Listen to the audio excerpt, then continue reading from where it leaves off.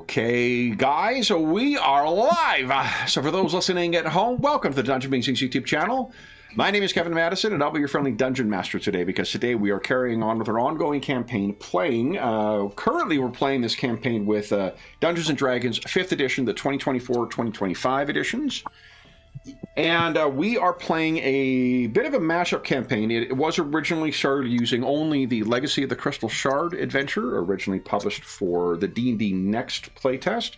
And we have been incorporating elements from Icewind Dale, Rime of the Frost Maiden, and most recently they have published some interesting stuff out of the Forgotten Realms Player's Guide, or DM's Guide, whatever it's called, Adventures in Faerun, which has some really fun plot elements. So all of which is to say, if any of that stuff is going to be something you wish to play and you wish to avoid spoilers, this session is likely to contain spoilers from one, some, or all of those sources. So proceed with caution, as one should always do when entering the Icewind Dale. If you are still with us and you're dressed warm, will allow me to introduce you to the stars of our campaign. I'll go the order I've got you guys on the screen here. Why don't you tell us who you are and who you're playing? First up, we've got Graham.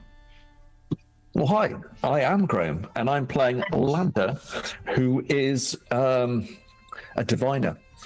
So he can see into the future and see into the past, and very rarely has any idea what's going on in the present. Very nice. Next up is Andrew. Hi, everyone. I'm Andrew, and I'm playing, of course, Skola Hammerstone, a dwarven cleric of Clanged Silverbeard. Very nice. Next up is Darren.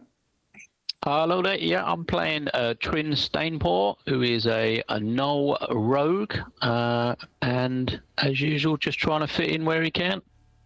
Nice. And last, but certainly not least, is John. Everyone, I am John, and I'm playing Falcarel Hawkfriend. He is a Sylvan half-elf cleric of Solinar. Very nice. So, guys, we had an eventful session last time. For those listening at home, it's about 4 weeks since we played last, because we had the holidays in between. We've played, we've had holidays, we've had breaks, we've had a mini Conan campaign, so, and we've had the other games we've been running on the channel. So some folks may not remember the beating that was received and delivered in the last session. So, guys, who wants to tell Graham what happened last time? Well, we opened with a scuffle against those frost giants that decided they wanted to rob us. And we won that fight, even though they were delivering some massive damage to us. And then we decided that, hey, frost giants, maybe they have loot. So we wanted to track them down to the cave they came from, or if they had one. And so we spent a good deal of time figuring that out, tracking them down, finding a cave, sneaking into the cave, trying to be stealthy. One of their wolves got a sniff on us, so we tried to take it down before it could alert anybody. Almost didn't quite manage it, and then the fight ensued where I think half a dozen wolves, 3 frost giants. It was fun. Yeah. Did anyone die or go down at least? I dropped unconscious once, but I think Cola got me back up and we ran out. Yeah. It's a habit I'm getting into. Anything to add, Trin or Cola? No, that about sums up the mess. Pretty much. Yeah. I forget. No.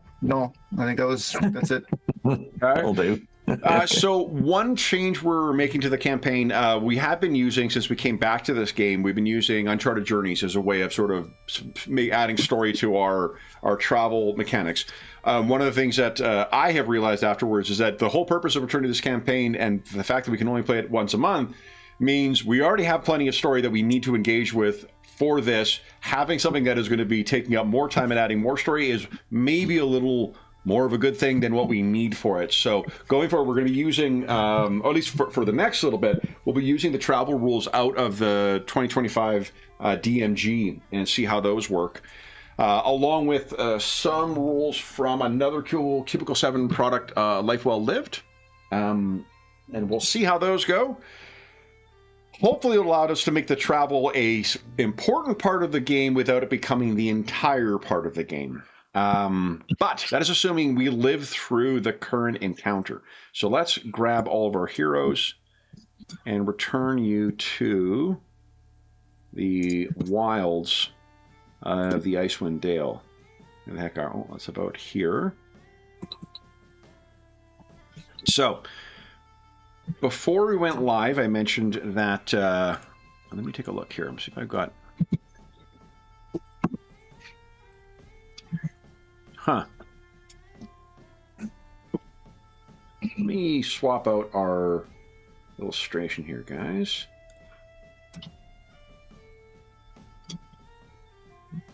I've got a bunch of photos of Winnipeg. Oop, and I said everyone's camera reset.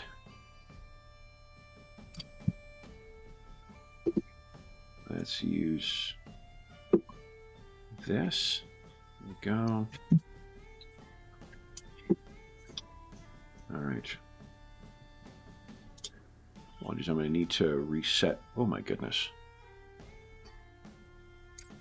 Oop, oop, oop, oop, oop.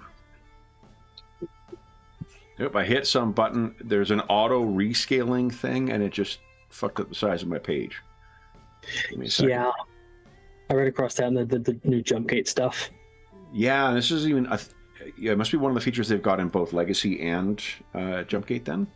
Yeah. So here we go. Here we go. All right, now what order did I have everyone? Andrew's next here. Graham's next. And Darren, were you last? No, you were second to last.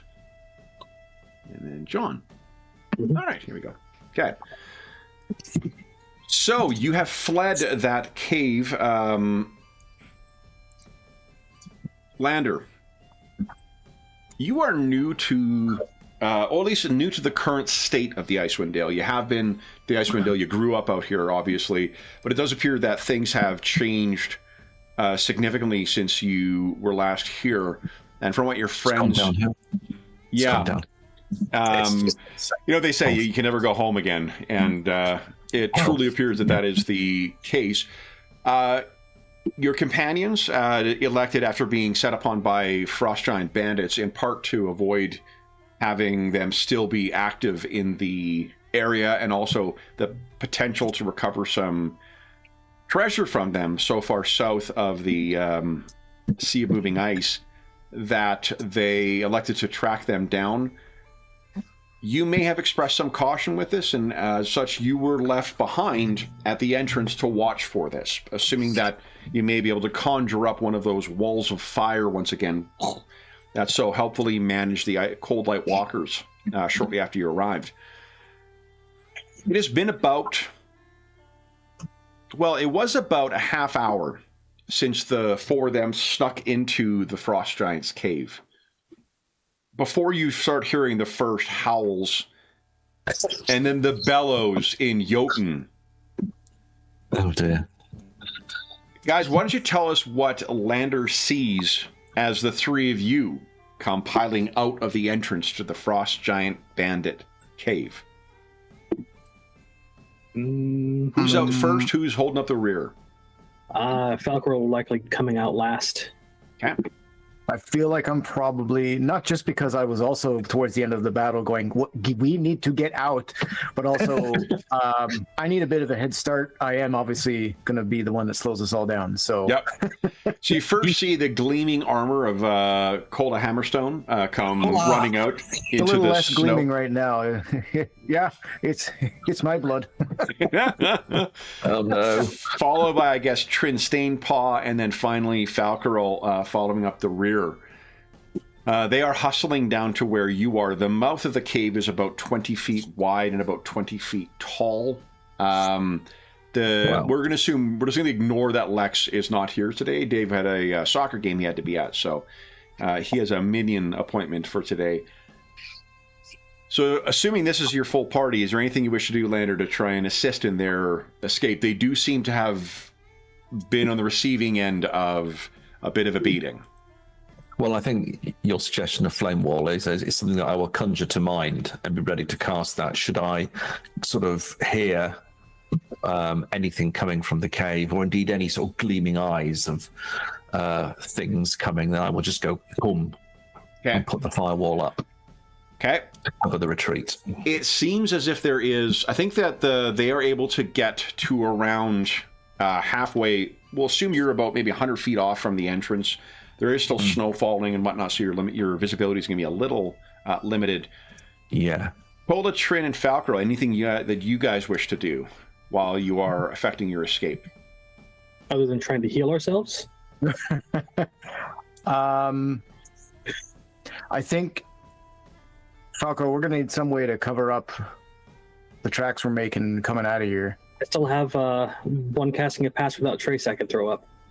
Or throw into use. That just gives us, yeah, I mean, it makes us easier to, but like, I think we physically need to get rid of the, unless it's completely blizzard here and our tracks are going to fill up in a minute or two, then I think we need to try to actually get rid of them.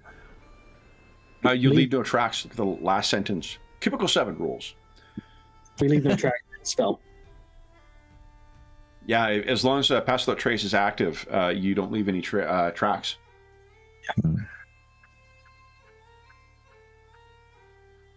Oh, I see.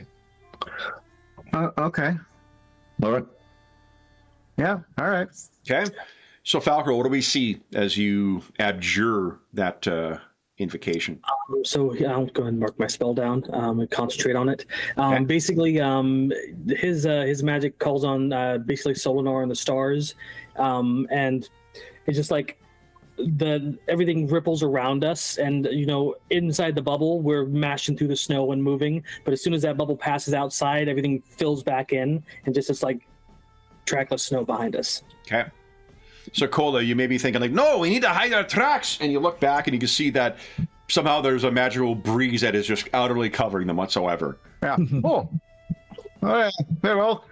So, which is good because by the time you guys reach where Lander is concealed, you can see that the first of a pack of winter wolves once again kind of pokes out its head. What's the range of that? 120 feet? 120 Yeah. feet. Do you wish to seal off the entrance then? Yeah, I'll try. Yeah. What do we see? It's got a verbal, somatic, and a material component. So you'll be noisy and making gestures. Yeah. So there's like an elaborate stance, a wave of the hands, and as I do that, you can see my eyes. I've got flames behind them, and around me, the snow is just completely melting all around me as I seem to be heating up, as it were, and then.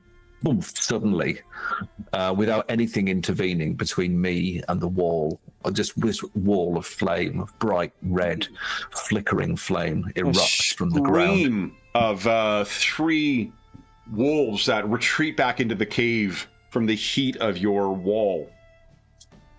And it utterly... How high is it? 20 feet high, 60 feet long. Yeah, it completely blocks the entrance to the cave. You got a minute that'll go, so... What do you guys do then? Booking it looks like. Okay. Get as far as we can in a minute. Then you are with the whatchamacallit, with the Pass Without Trace, you get plus 10 to your stealth, so why doesn't everyone give us a stealth check? They've actually got some new rules for chases in the new DMG as well. Kind of interesting. Okay, so 19 for Kola. So the 19 is the lowest stealth check, which I believe,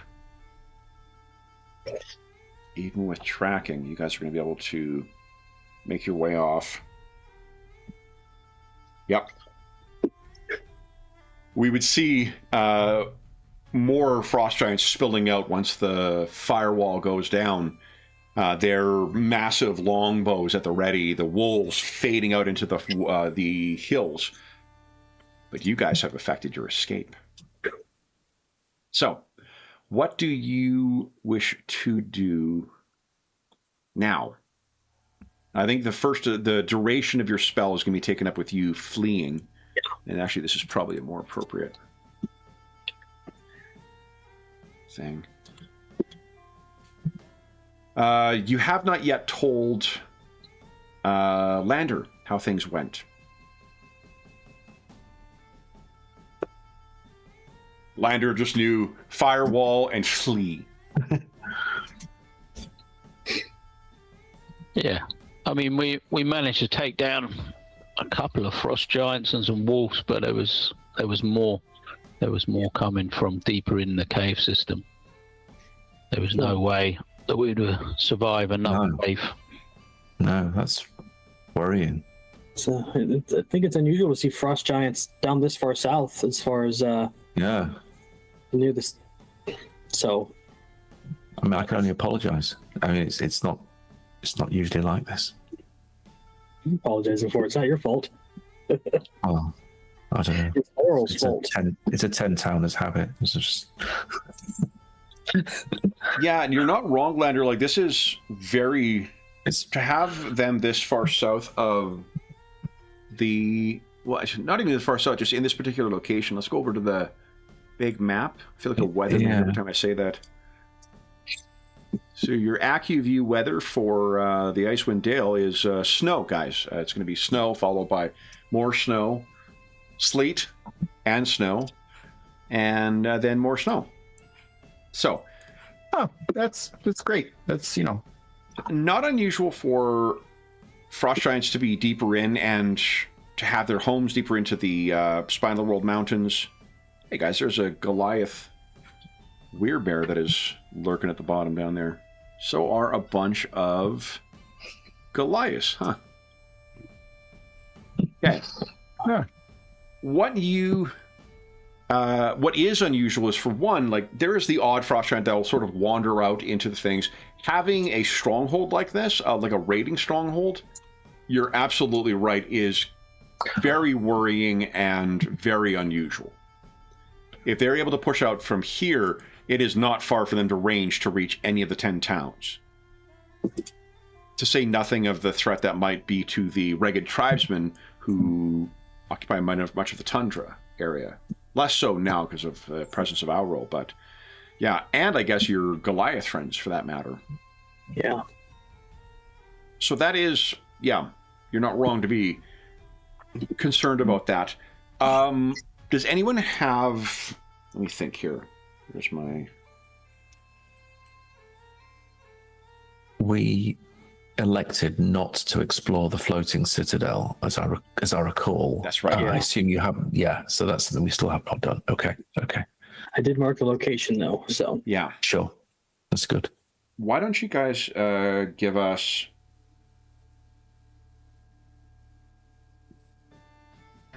I think an Arcana check, please. Oh, other than Lander, sorry, because Lander wasn't in the cave. That one from Cola. yep. It's great. Oh. It's great. Well, good to get those out of the way now. Because what are the chances of Roll20 giving you more ones over and over and over again? Very I can't imagine it would. The odds have to be exceedingly low for that to ever happen. Trin, there's the caves that those things were occupying.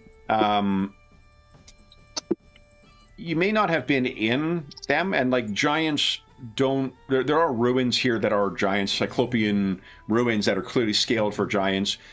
That is from an age long past. The party has been to one of those before, the place where you guys spoke to that frost giant ghost.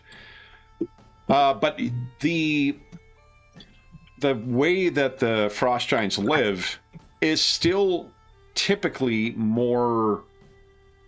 I don't want to say civilized, but like there is more buildup. They're not living rough in a cave with some, just sleeping on the floors the way that was. So that might suggest a number of different things, but it is a point of... It might mean that there's a new expedition here.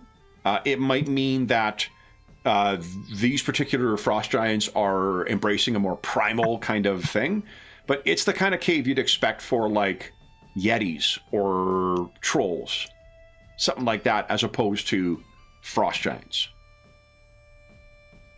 So it could be the initial sort of traveling, setting up a new place on the sort of frontier, as it were, or they will use that as a staging place to move on from. But So tell us how you guys, I guess, what you guys intend on doing, and how you intend on kind of ending your day. It's probably about early afternoon at this point. we certainly want to put some distance between us and that cave, just in case. So I think we should be travelling for the rest of the day back to our original destination. Okay. If we plan on going any further, we should probably top up our hit points as much as we can, just in case we come across something.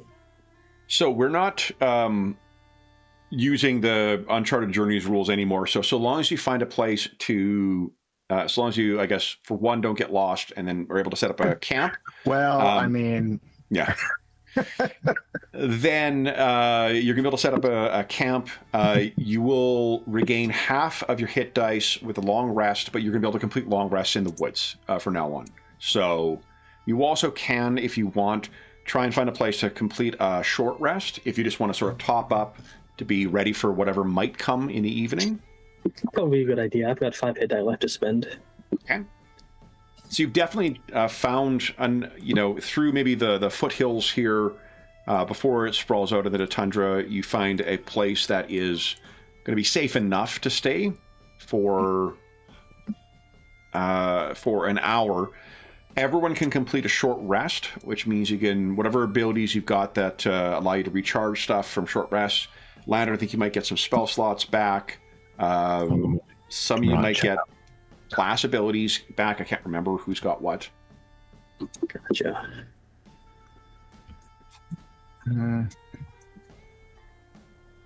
Like, I think the Channel Divine, I can't remember what level it is that you start getting more back with a short rest as opposed to a long rest.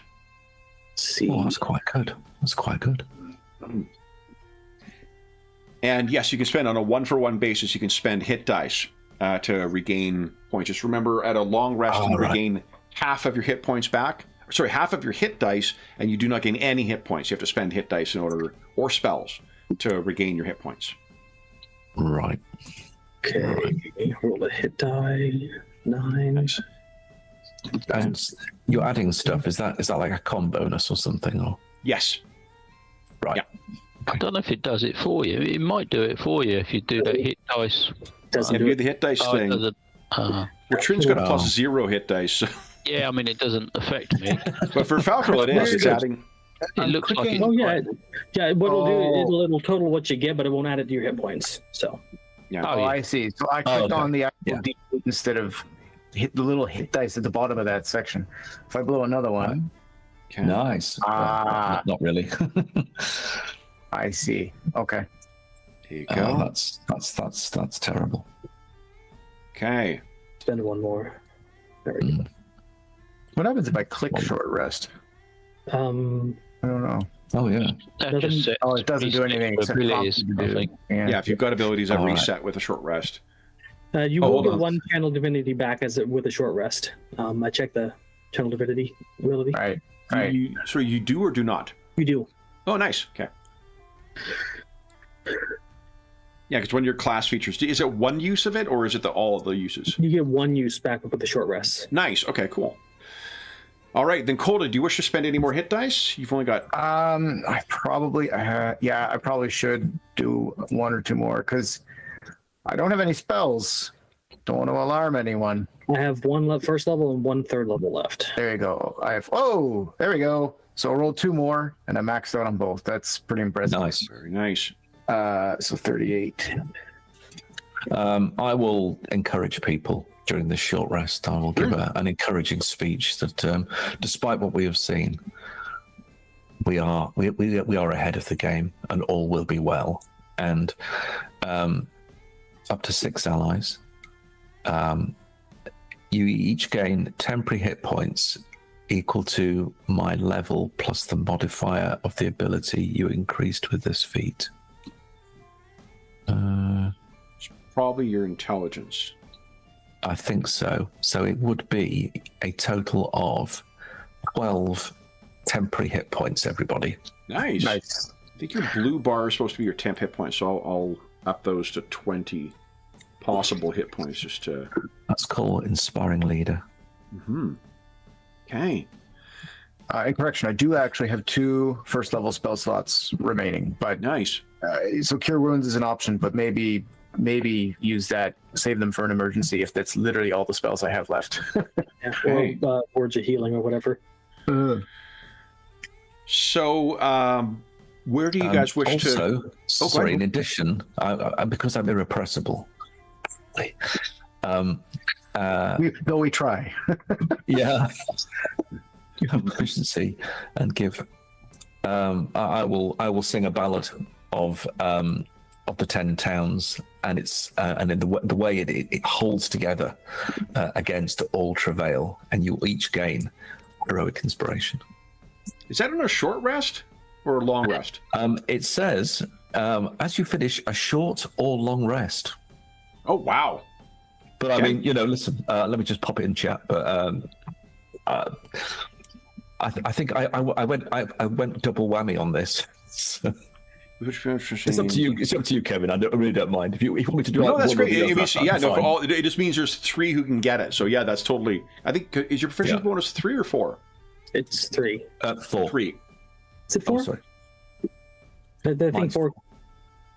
Oh. Is it 9th level we get that? I think 9th level is when you get level 4. Yeah, 3. You guys should all be 3 right now. Oh, okay. So it's 3 of them who get it. Yeah. Yeah. So 3 of you have heroic inspiration. That's awesome. That's right. Okay. Now, do you wish to make your camp for the evening? You're going to be able to travel about another 5 miles further in the mountains, in the foothills, on the tundra. What are you thinking? Bring us back to the old giant map here.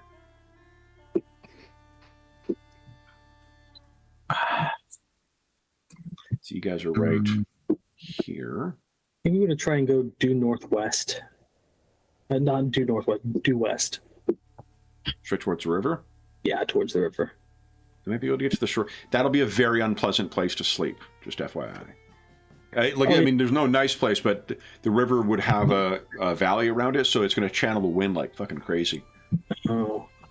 Perhaps here, on like the sort of raised area which the river runs around, might be better just beforehand. Okay. Sure. Does that Gives work us for some everybody? visibility as well. Yeah, if we camp within this nook behind here, it can cut the wind. Yeah. Okay. Yeah, I like that. Okay.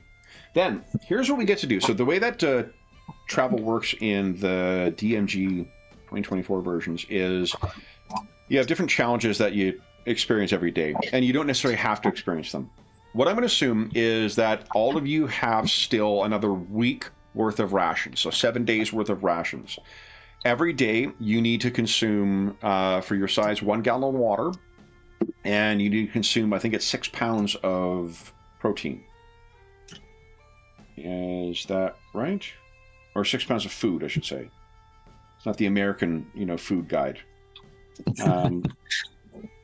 Let's see.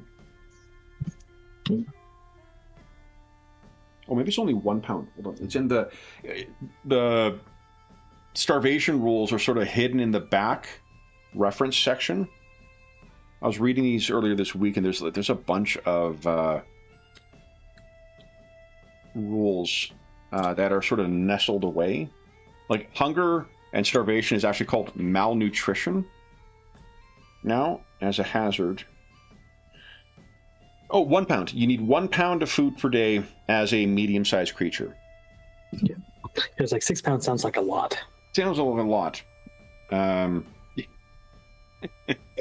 was going through the math of like how much meat I use when I'm making smash burgers, and a fuck ton of meat for one. Oh my goodness. But here's what you can do is, and each of you can choose whether to take one of these or not. Someone will need to navigate. So you're going to need to make a navigation check, which is based on the terrain. Someone will want to make a search check to find a safe place to camp, and someone will want to, or may wish to, forage. Foraging is a survival check.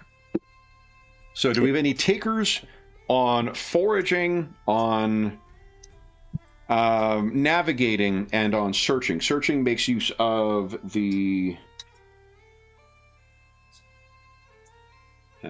search skill. Is that right? No, perception. Are we what skills in navigating? Or we're using tools for that? Navigation is, I think it's actually tools. Okay, because in Wednesday's game I've got navigator's tools. In this game I've got cartographer's tools. Oh, okay, so you can use, actually you can use survival. Okay. I'm good for either one of those tasks.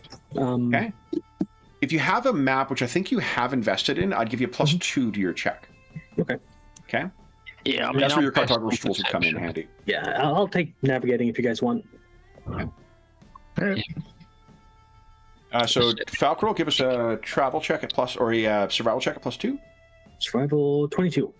Nice. Yeah, no problem. Who is going to search for us? This is another perception check. Yeah, perception's my best, but I don't know what everyone else has got. Okay. Foraging will be wisdom survival. I This would be could try it, but I don't have. Yeah, I'm not proficient, but Same. I could. Okay. You know, Well, is anyone good at perception? Because I've got survival, but I've got 5 in survival. Because I've got I proficiency. don't. I'm not very. My perception is 5. Perception and survival are the fine for me because are the same for me because it's just my wisdom bonus. One thing is, if you're not trained, I'm not sure you're going to be able to make the check for Well, Oh, yeah, that's I am true. trained I in don't have perception, proficiency in so- either of them, so perception. You can do without being like searching. You can do that without being trained. Then, Trin, why don't you do survival if you're actually trained in it? Because I cannot do it, and then I can do the perception. Because for me, the bonus is the same regardless. Okay. Okay, go ahead and give us your foraging here is actually a 20, so it is quite challenging because of the tundra, because of the weather. No problem for Trin. Blimey. Trin, give us a 1d6 plus your wisdom modifier, please. 1d6 plus 2, I think it is. Nice. 8 pounds of food. That is Wow. enough to feed you guys for 2 days. Alrighty. Would you give us another 1d6 plus your wisdom modifier? 5 gallons of water. Everyone has enough water for the day as well. For Cola, would you then give us, if Lander is helping you with this, keeping an eye out, you can go ahead and roll with advantage for a perception check. 15, no problem. You guys have found your camp. You're making camp. You will be completing a long rest, and because you're completing a long rest, you also have an option of doing 1 camp activity. Anybody have any? We talked about this in Discord, or rather, I posted about it in Discord. We didn't talk about it. You can, if you don't want to worry about doing a camp activity, don't fucking worry about it. Like, it's not something that's going to be necessary. If you have one you're doing, tell us what you're doing, and you're going to make 3 checks that are related to the skills in there. Scope the battlefield. Okay. So that's 3 DC 15 Dex stealth checks, please. Trin? Okay. And then Lander? Let me get my physical copy. Oh, sure. So Anything I've you wish- already done kind of the sort of rest things that would apply. Okay. Maybe I think the one that I picked out, I'll just try to find it in the list, Sure. is I might go for a moment's meditation. A moment's meditation. Nice. Okay. Is that okay? Is that one of the ones I Absolutely. can do? Yeah. DC 12 Wisdom Insight Test is what Yep. I need. Go right ahead. Let's go with that. Okay, let me just close that. And then- I've also done my augury stuff as well. Well, you know what? Sorry, not all of these require 3 rolls. Sorry, Darren, I misled you here. All you Yeah, I, need is didn't, I one. think it was free, but I didn't know if it was a different thing you was doing. Okay. It's No okay. problem. I have Cola? advantage on the next Wisdom or Constitution saving throw. Okay. If that crops up. Yeah. Ooh. Yeah, and I've got something for you, Trin. Falcril and Cola, do you have a action? And just as a reminder, like one of the, we don't want to necessarily be chewing a bunch of time. If there's one you've got in mind, or you want to kind of make use of all the time, that's great. We'll get that done. What we don't want is it to be, you know, chewing up a bunch of session time trying to figure out something that's going to be a situational bonus that may not come up. Falcril, Yeah. you got something? I was planning on hunting, but since we have food, I'm going to do a maintenance ritual. I'll try to get my tools all cleaned up and ready for the next use. Love it. Okay. Mm, So it'll give you advantage on your next long rest. Love it. nice. And then Cola, what are you thinking? I Is was anything- gonna. I don't think I've actually. I haven't gotten the ingredients for potions recently, so maybe try to. I mean, problem is, it's nature or survival again, and I'm not trained in either, so I don't think I can actually. I'll let you use your kit. You got a herbalism kit, don't you? I do, yes. Yep. Use that with what do you think? Wisdom? Probably. Sure.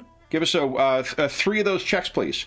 The difficulty here is depending on what kind of materials you're looking for, Andrew. Whether it's a 9 for common or 11 for uncommon, but the goal's only a 9.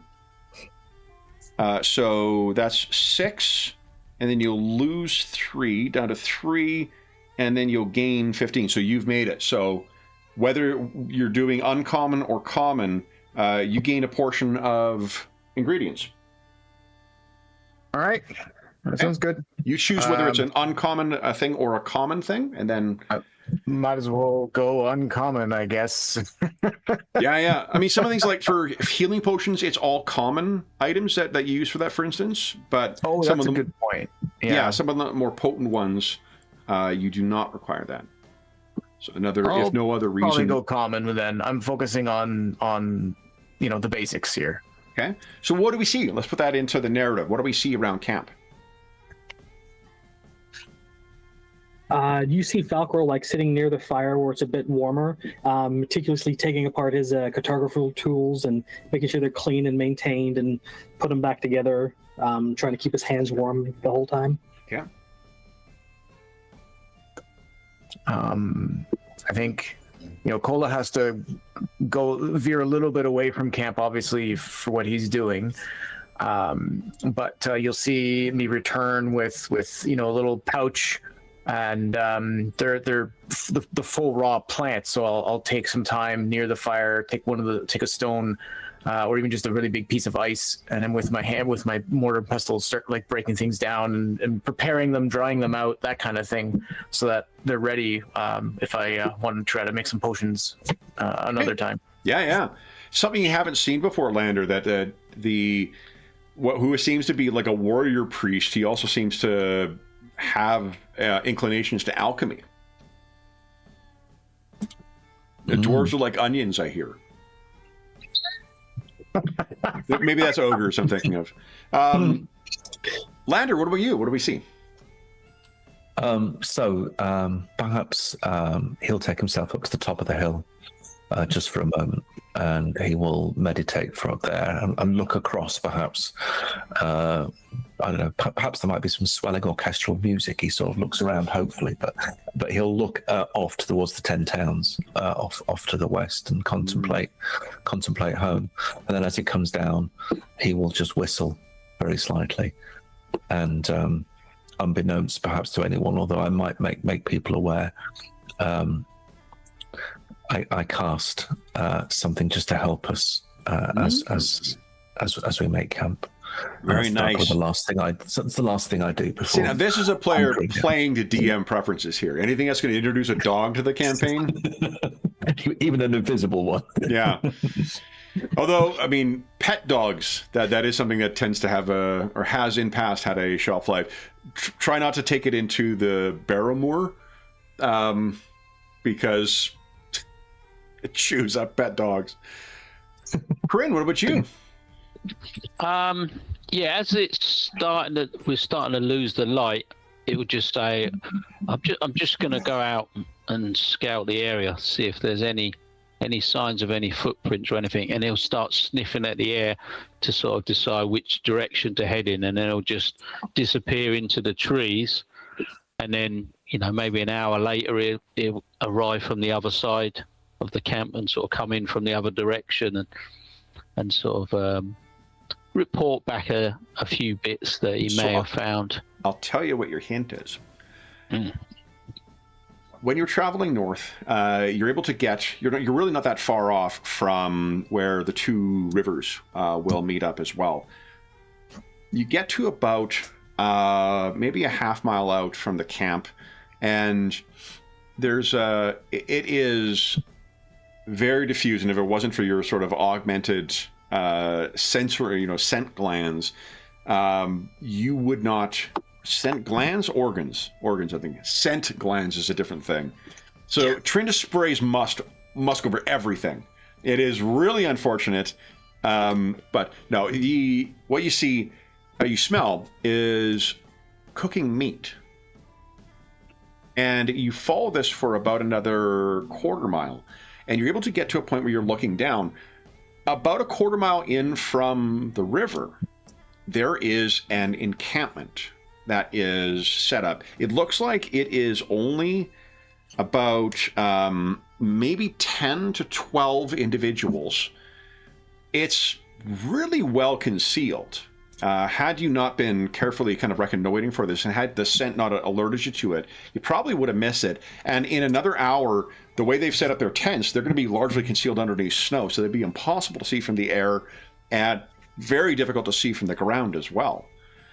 Do you want to give us a perception check with advantage, please? Let's see if we can make out who these people are from this range. 24. Yeah. They're dwarves.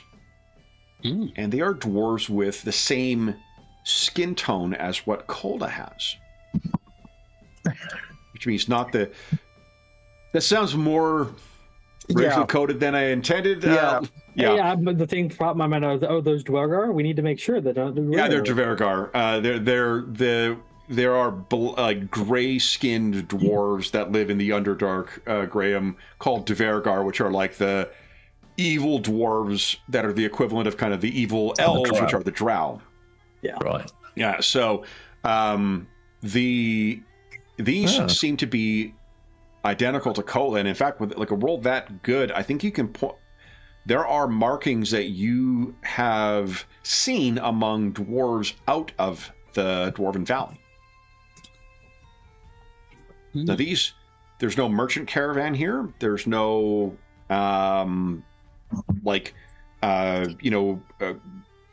war rams or anything like that. They strike you as hunters, which is... I'm not sure you knew that they had them among their people. They tend to stick in their valley, and they dig down. They don't go out across the plains, but that's what you've found. Yeah, I'll try and, as best as possible, get a feel of the direction they're in, and head back the way I come to camp and report back to everybody what I've found. Okay. See what they make of it.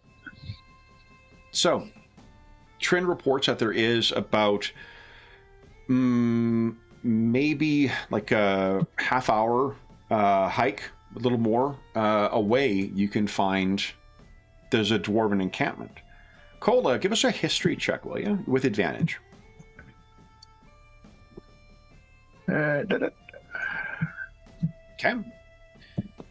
So you would know that among your people, you're not one of them, but among your people, one kind of carefully kept secret is the Dwarven Valley Rangers.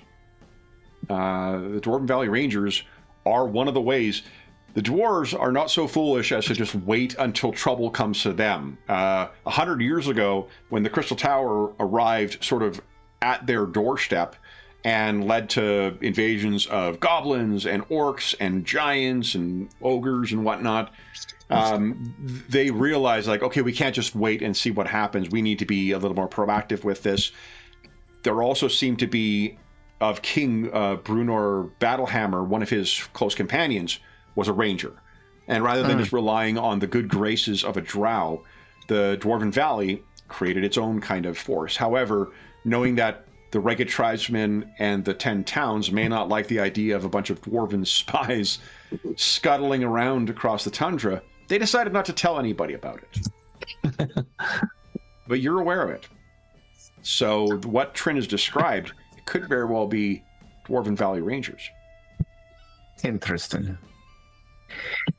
Well, then there may not be any harm in going and saying hello, as it were, but I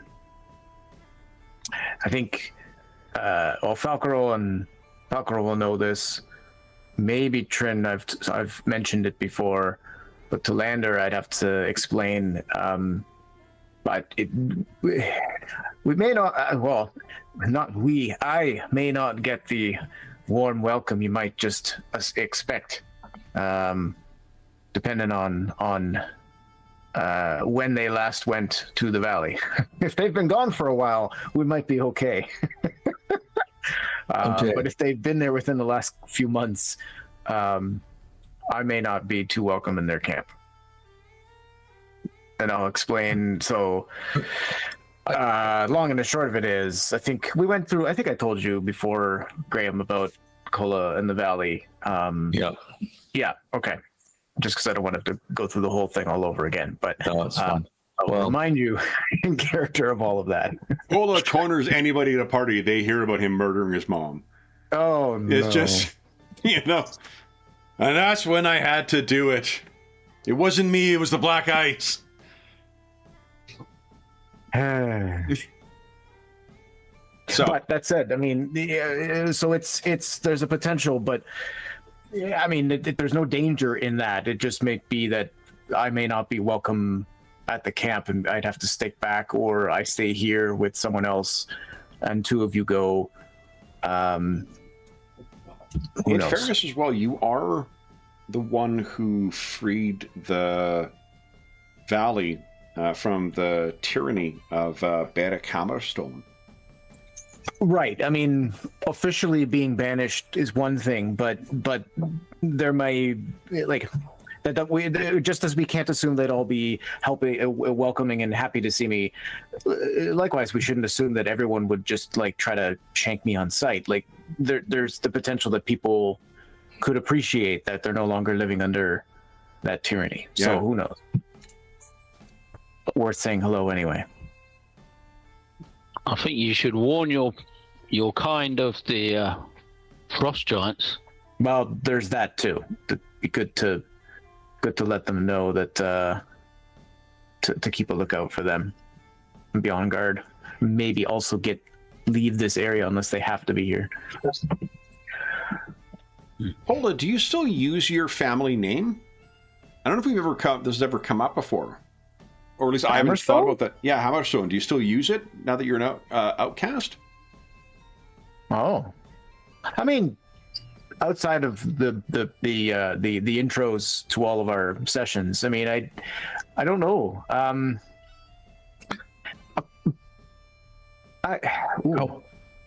would it feel to use it? I mean, matricide and uncle side notwithstanding. Yeah. Hey, do your uncle asked for it? I mean, he very much did. One thing Both to of them consider, if it pushed I think- you to do it with the remarkable will that your character has as a cleric, Yeah. as a priest or whatnot, do you really think you're the only person who committed murder at the behest of the Black Ice? Well, no, and I think there's a part of me that thinks that I would keep the name, perhaps out of a sense of conviction that the burden I carry of being an outcast of my people because of what I did is something I've come to accept, and that I understand that.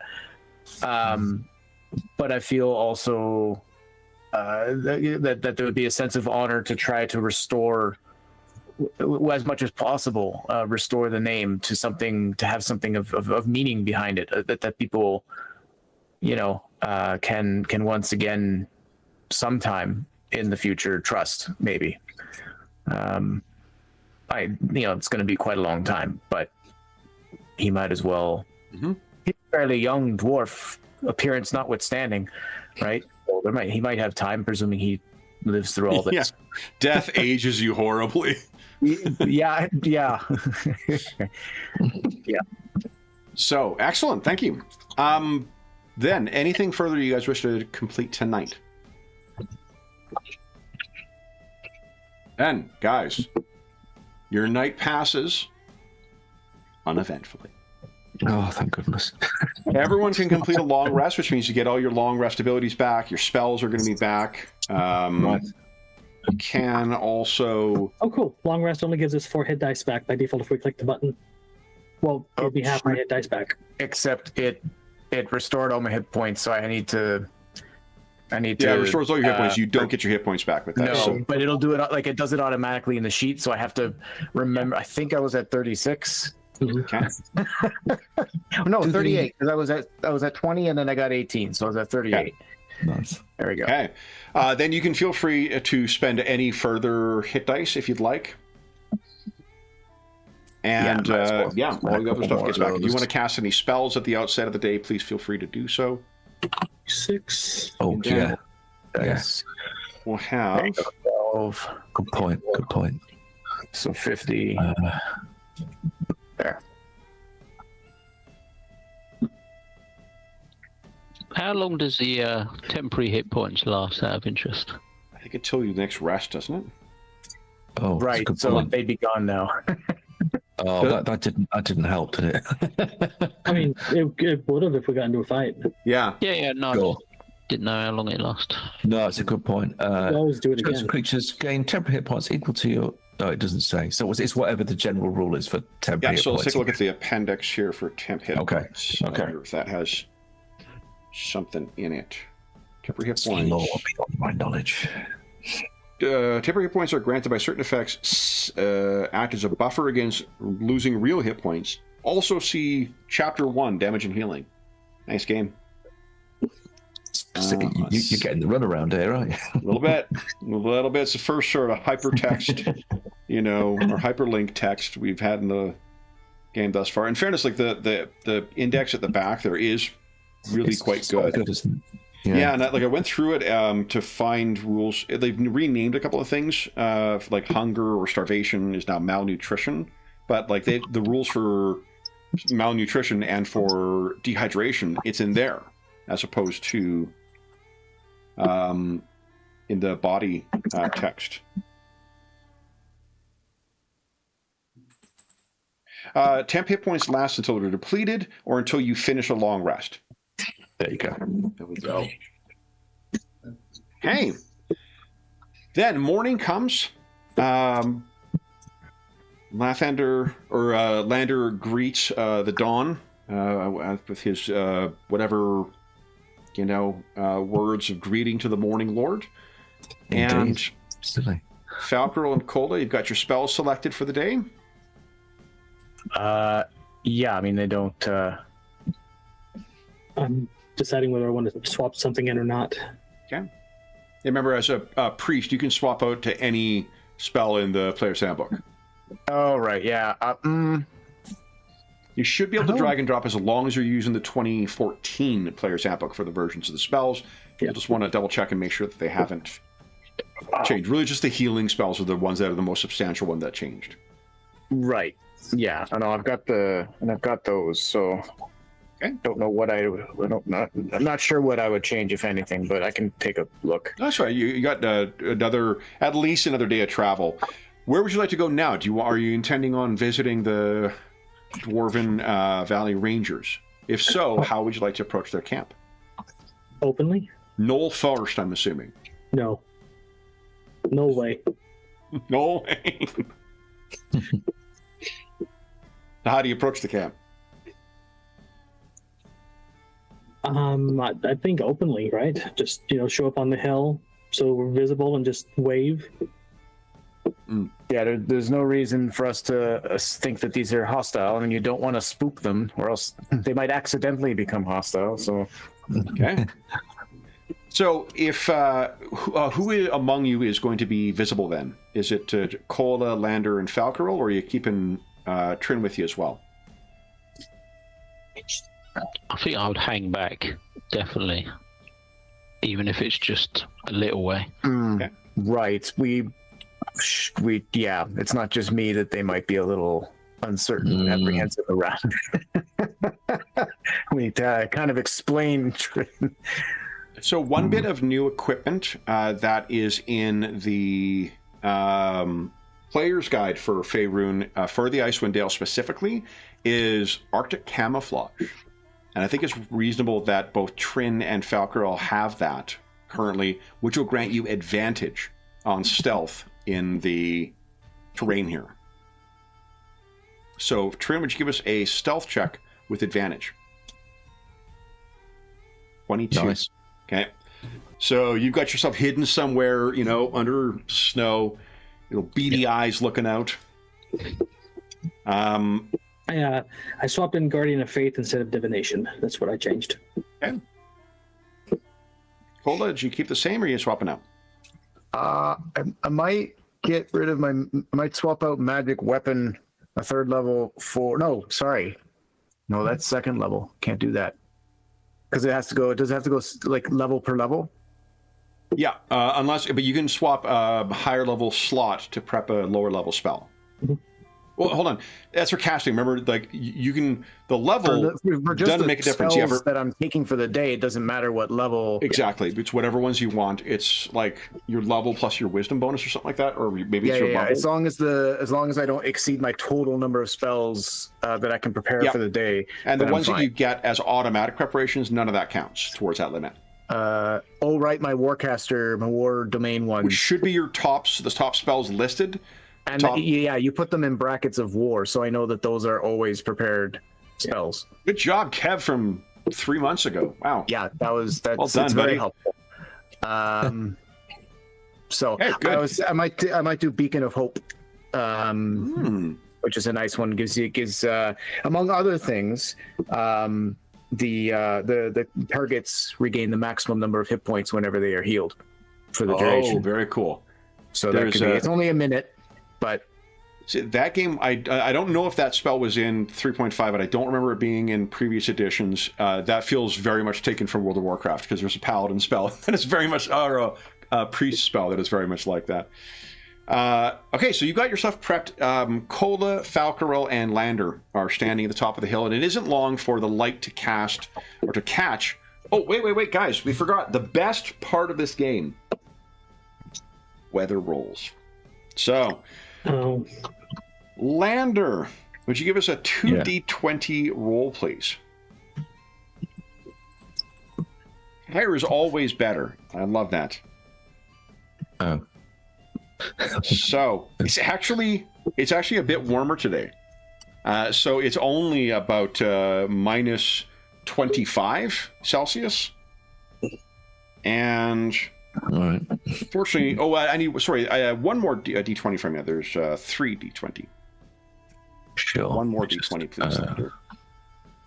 12. Okay. There's a strong wind with light snowfall, so it's fucking little pecks of snow that are hitting you in the face.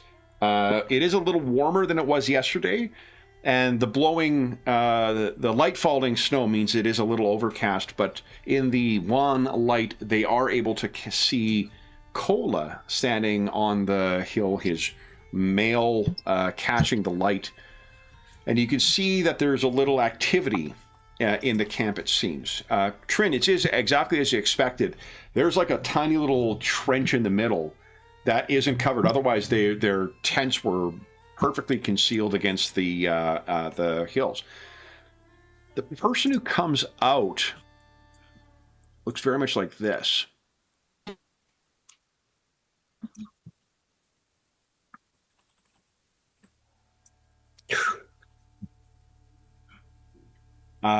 Honestly, you would think more like a stout and squat kind of rugged tribesman than a dwarf necessarily, but certainly dressed for the weather. They break out snowshoes and start equipping a couple of people with them, and there is a third person that comes out. Kola, who is dressed a little differently from the others. Kola, would you give us a perception check, please? Okay. Very much. Not too bad. Is that a good one? Yeah. 18. Kola, it is someone who would have been a contemporary of yours. Dathalor Steelhead. He looks familiar. He's a little younger than you. You have not seen him since you came back to the valley. You did not know he was part of the Dwarven Valley Rangers. He goes out, and the way that he is speaking to the others, you've seen when somebody is in charge, because he's giving orders to everyone. He gets a spyglass and holds it up. And then he will, I guess, put on a set of snowshoes as well. And he and two other rangers leave the camp behind and sort of hike their way up to being about, maybe about 50 or 60 feet away from you. The wind is pretty bad, so it's going to be harder to hear. Once they get into that distance, they can say, "Oh there! Who are you? And what brings you to this far from the 10 towns?" Ooh, who wants to? He is speaking Dwarvish. Oh, okay, never mind. Who? Falcro and Lander, do you speak Dwarvish? Yes. Okay. I don't know. I'll just check. I don't think so. I figure, the dwarf that leads us would probably have a better rapport with them than anybody else immediately. Again, assuming they haven't heard about my recent exploits. Oh, you only speak. Oh wow! What if that's right? I'll check that. Yeah, I'll double check. Because I think, like in most versions of Lander, D&D, you you also get like uneducated, ignorant person, you. You should have a couple because of intelligence. well, being able to speak only one language. I think we call that being a North American in most cases. Or often a Brit, to be honest. Naja. Fair dues. Sprichst du selbst? Usually our schooling destroys any capacity for foreign languages. Parlez-nous pour vous? Yeah, true. Je parle le franglais comédique. I got that. Okay. And just double checking the languages thing and the character. Yeah, sorry, I can do this if you like behind the scenes. You can. No, it's fine. You know, I actually don't remember what it is for this. Like typically, you get like your intelligence modifier in extra languages. Oh, here we go. Choose languages. Your character knows 3 languages, common plus 2 others that you roll or choose from the standard languages table. Given that you grew up in the Dwarven Valley, it would not be unusual for you to also speak Dwarvish. Got you. And there are also... I'm wondering if there's a language specific to... I was getting the Heroes of Faerun book. Specific to... what is it? The place where the Arcane Brotherhood are based. Oh, so Silvery Moon. Oh, see, no. Because your town is populated by folks from there. Ah, right.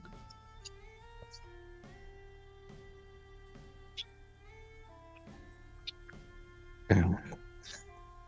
And so there used to be, you know what, if I can't find it here.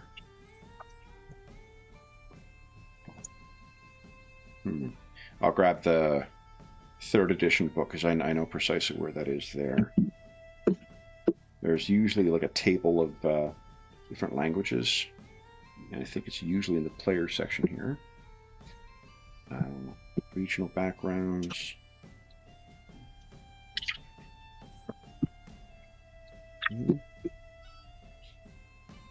Oh, that's feats.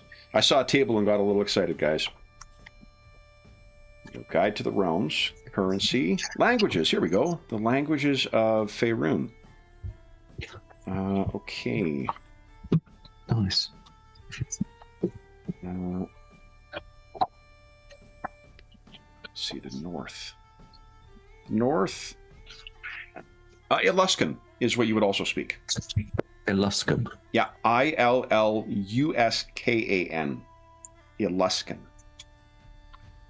It's my nerd spelling bee performance. I'm in. Okay, thank you. Okay. So then you would be able to understand what is being said as well. Okay. So he has said, who are you? Do you want to do this, Cole, or do you want... I can try. Hold on to your hats, lads. All right. Andrew, I have a question for you. Before you Yeah. answer, would you like to randomly determine what your relationship with this fellow was like before? Oh, come on now. You know I do. If the others are okay indulging in a little bit of this side. Random character adage? Yeah, heck yeah. Go for it. Yeah, make roll terribly. For Kevin. Do I want to develop some random narrative story elements that we hadn't thought of yet?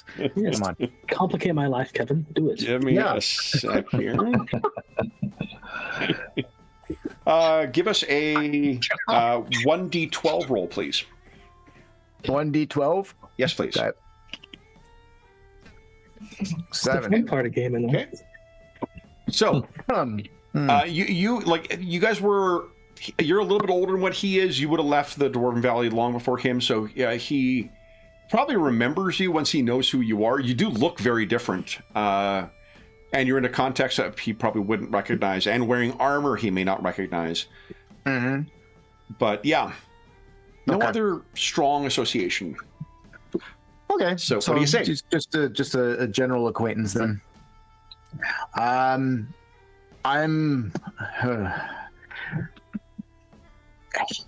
Well, actually, I'd Hungover from say the I sound would of it? actually. No, I'd probably actually. If I know who he is, I'd probably yell out, "Steelhead, is that you?" It's Cola. And then I'll. You'll probably all of you hear me mutter, "I'm out of stone." That part doesn't necessarily get broadcast right away. What? I couldn't hear you. Hammerstone. Juicy. Cola Hammerstone. That's Aye, you. that be me. What? And one of the rangers that is with him kind of turns and talks to him, and it's kind of a muttering back and forth, and he looks up. What? Come down. Who are your companions? I'll wait for the others to come with. I'll give Trin a meaningful look of like, maybe wait a minute.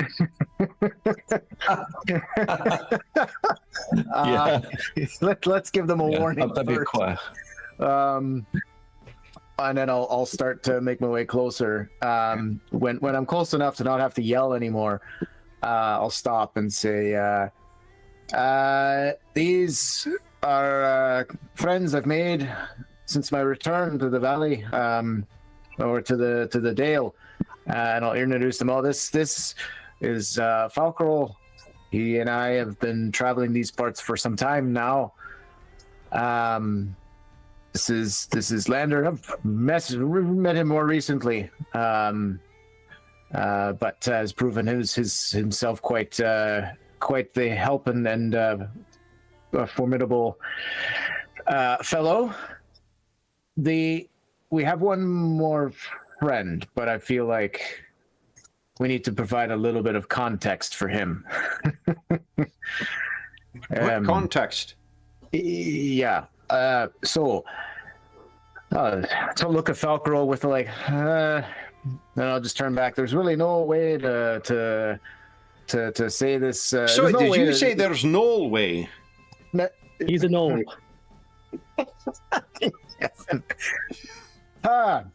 No, but you're close. All right. Our friend is a knoll. Let that sink in for a minute. Your I friends assure know. you, yes. Yeah, I know. One of I the know what other that sounds dwarves is like, "What, you mean a pet?" No, no. He not a pet. He walks and talks. He fights. He commiserates. He cooks with us. He's an ally and a friend. There's a long story about that, but He's fought giants. Dathalor says, I don't doubt that. And vampires. It's your beard. Yes. You've gone grey quite quick, Cola. I mean, you always did make fun of me for being a little older than you. Now at least I look the part. That's a Kind long of- story too. Yeah, he assumes that you don't want to talk about it. He seems to just like, okay.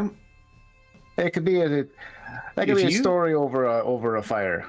If you and, vouch some for mead. your Knoll friend, then they're welcome at our fire.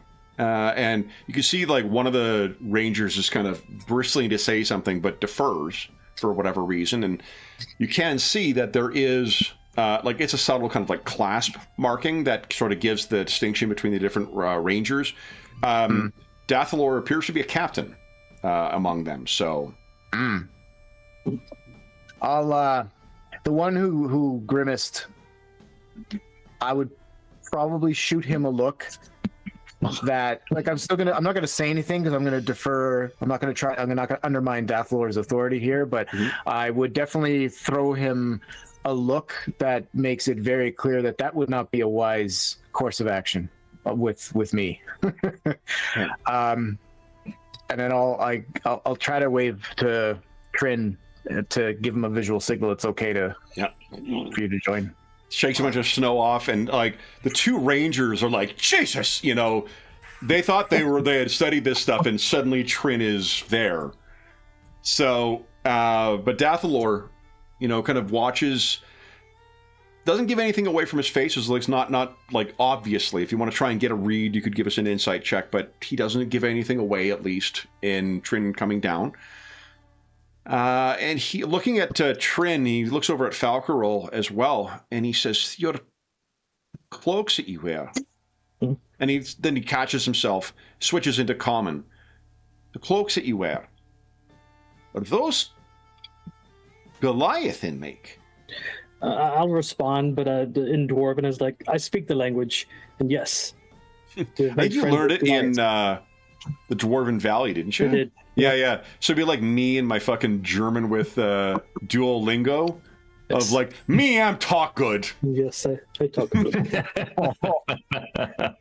Yes. You Understand am that. talk good. But he seems taken aback, and he says back in Dwarvish, "My apologies. It is Goliath." And he turns to you, Trin. "Do you understand our tongue, Noel?" He's just got, like, what's he on about? He hasn't spent long enough with us. Switches to back to common, and he says, "The common tongue. You understand that?" Yes, I understand. "Your cloak. It's Goliath of make." Yes, we've shared some time with them, and they were very kind to us. He looks over at you, Cola, and says, "We, among the Rangers, fancy ourselves masters of this domain, at least the degree to which it can be mastered. Yet you've made wilder friends than we have. If you have the time, come. Join us at our fire. We were about to sup, to break our fast." I'll smile, and I just kind of like casually shrug my shoulder a bit, just enough that the head of the Craig cat on the cloak droops over the shoulder just a little bit. And I'll do that as I'm passing the guy who was bad mouthing or grimacing about my friend, just to like kind of be like, "Yeah, I've seen some shit and I've done some shit. Don't mess around." But I'll say to Dathalor, I've met exotic as you could say, and I haven't even told you about Austin yet. Austin, The bear. yeah. Yes. You've befriended one of the changers as well. We have. You're the one who sent them to the valley. Yeah, them? How many? Wait, out You of guys, character. you guys how many- redirected after you guys sort of liberated Ice Melt or Evermelt. You guys sent a whole chunk of them in that direction. Oh, right. Austin was part of a clan. I thought for some reason I forgot. I thought he was just one. That he was it. It's just the one. The No, one he got, where like- there. He got banished for some reason, and Right. Yeah. Yeah, solved that problem for him too. Yes, that was So- us. They lead you down to the camp. You find there's 9 other rangers. So there's Dathalor, and then there's 9 other rangers that are among them. All of them have crossbows, which you can see that they keep in some kind of oiled and whatever else. It's that kind of mechanism of just begging to malfunction in this kind of cold. Clearly that they've actually, learned to adapt to it and have made some arrangements. You can kind of picture imagine if there were a series of yurts that were sort of half buried in snow. That's sort of what the little encampment would look like for this. About 3 of them with more than enough space for the dwarves themselves. It's going to be a little low for those of you who are not dwarves, but not so low as you're going to need to be on your knees or anything like that. But it leads you down, and there's the smell of some kind of herbs or tea or something, or soup perhaps, that is being made. There's some meat that is cooking, which Trin, you had smelled before. And there's a bit of a exchange of looks among the rangers as you guys come down into the camp itself. And Dathalor gestures for you to all take seats and instructs some of the dwarves, the rangers, to get you guys some meals. And he sits down. Kola, where is it what brings you out here if you're so far in the woods or in the wilds? What are you so close for, and where are you coming from? Well, we're coming from the Goliath strongholds and making our way back to the 10 towns. So you've been traveling from the east westward? Well, we traveled eastward from the 10 towns first. We're on our way back.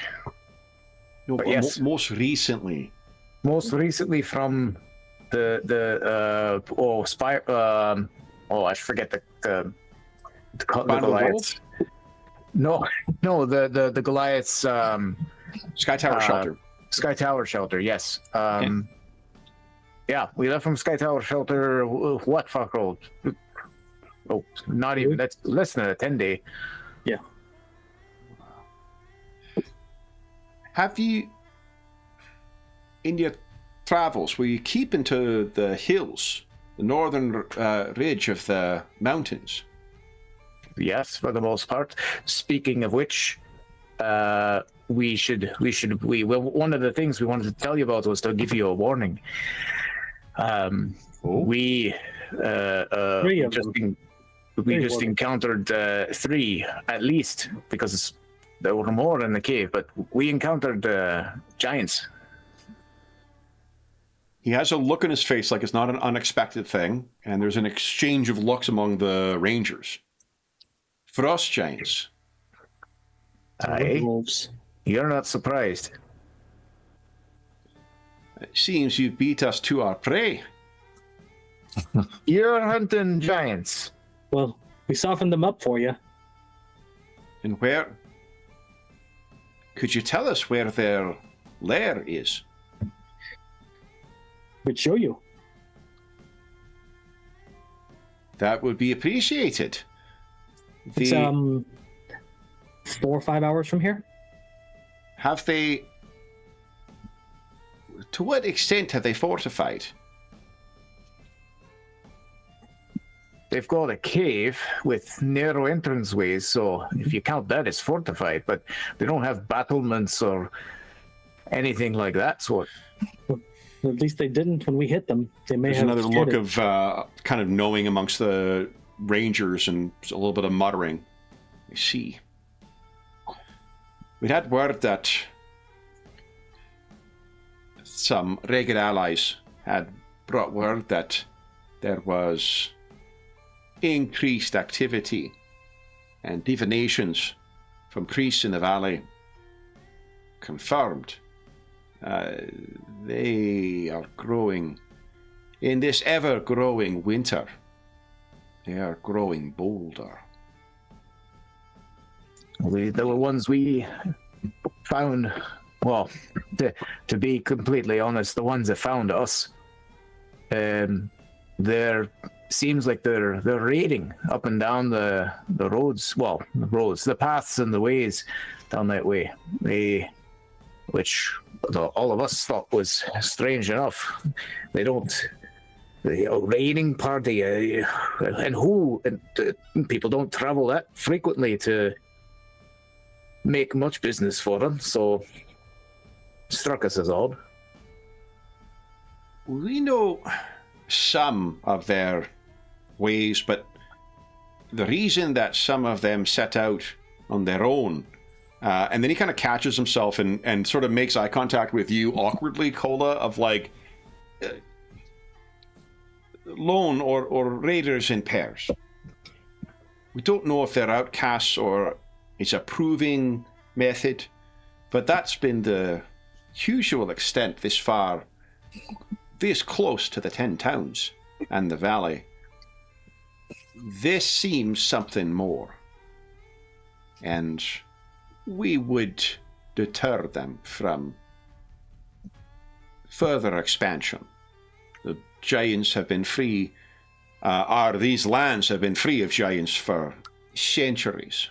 We would not see it return to them because of the Frost Maiden's grip. Well, this is also not the first time we've encountered frost giants. So organized, though. Well, the one attack that killed our griffins seemed organized enough. But were they alone? I think They had a wizard that cast a fireball. there were 4 or 5 of them, weren't there? But the first time we came across them were in the caves. The first time we came across them when they killed our griffins. I think there were 2 and then a mage of some sort. Right. He fireballed Right. our griffins. There are more. All the more Well, that was in reason. another location too. I forget. That was further. It was a bit further east of here then, closer to the Sky Tower shelter. All the more reason. In Sky Tower Shelter, that is further to the east. It's almost as far as you can go. You never been there? The Goliaths are we don't have dealings with them.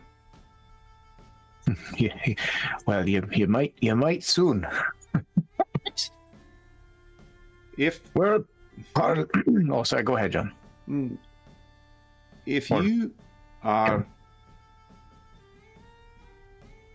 allied to the Goliaths, are their goals, I assume, are the same as ours? Keep the lands free of such trouble as the frost giants. At least their Among other lands. problems. Yeah.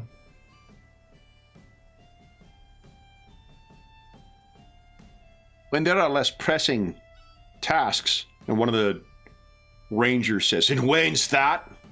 And there's sort of a bit of a chuckle among the other rangers. And Dathlor says, "And when there is less pressing tasks, perhaps you might provide an introduction. In these times, having further allies beyond the valley, particularly ones more familiar with those eastern lands and the high places, we could at least share experiences, so as to both be informed. Us in the low places, them in the high places. Well, we are still within range of me sending an animal messenger to deliver a message, if you'd like. There's a bit of a look amongst the rangers. You could do that. Yes. However, when I said 3 earlier, there are 3 things we should worry about. The frost giants are just one thing. On the way here, we heard explosions and so on in the mountains, and the group of ragged tribesmen we came across said something about a bahir nearby. It's one thing we warned our Goliath allies about. And the other thing was a very large dragon we saw. Mm-hmm. This is... let me get the name. It was a white one, I believe. It was ancient. And it had a rider. There's a bit of a knowing exchange between all of them. Could you tell how big, how large this creature was? He's easily 30 feet or longer. It was, would you imagine, quite terrifying to see it all of a sudden. And yeah. You experienced the dragon fear? Did you see it up close? Felt like it, but it was... One of the dwarves leans forward and kind of locks eyes with you. The dragon fear. Well, we didn't see it, but experienced it closely. One night at camp, there was a disturbance not far from our camp, and when we and then a very large creature flapped its wings and flew away. And when we investigated, there were the remains of an owlbear that had clearly been flash frozen. Flash frozen. Or troubling. But crucial information to bring back to the valley, no doubt. This dwarf, this dragon, though, you say he has flown on. You've not seen him again? No. One of the other rangers says, you didn't see him near the giants. And one of them says, well, at least it's not that then. It's just giants then. Not giants and a dragon. There's a bit of a chuckle amongst the rangers. Dathalor says, you said you slew 3 of the frost giants. Do you know how many remained? We slew 2 that tried to rob us, and then we slew 2 more in the caves. And 1 ran back to get allies, and we slew about 6 of their wolves. But there were more. One of the same guy who had spoken before says, well, it's a start. And the other, I think Dathalor at this point is like, okay, you're getting a little too familiar. Looks at him. Just grins at him and says, we are but 4. Dathalor says, and is that your 3 then? The dragon, the lightning beast, and the frost giants. Yes. There is a floating citadel on the mountain you might not see, but we plan on coming back and investigating that ourselves. The ancient ruins are not my concern, nor those of my rangers. The giants, the lightning beast, and the dragon. And the cold light walkers. Oh. You've seen those then, have you? Yes. They have been a constant threat. Well, constant enough. We're not unfamiliar with them. That deathly light.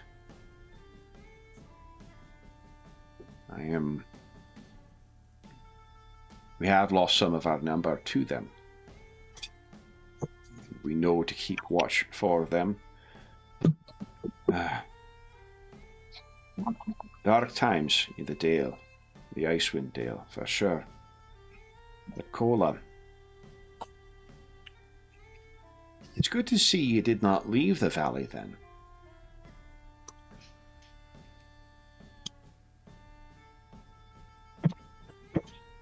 Wait, he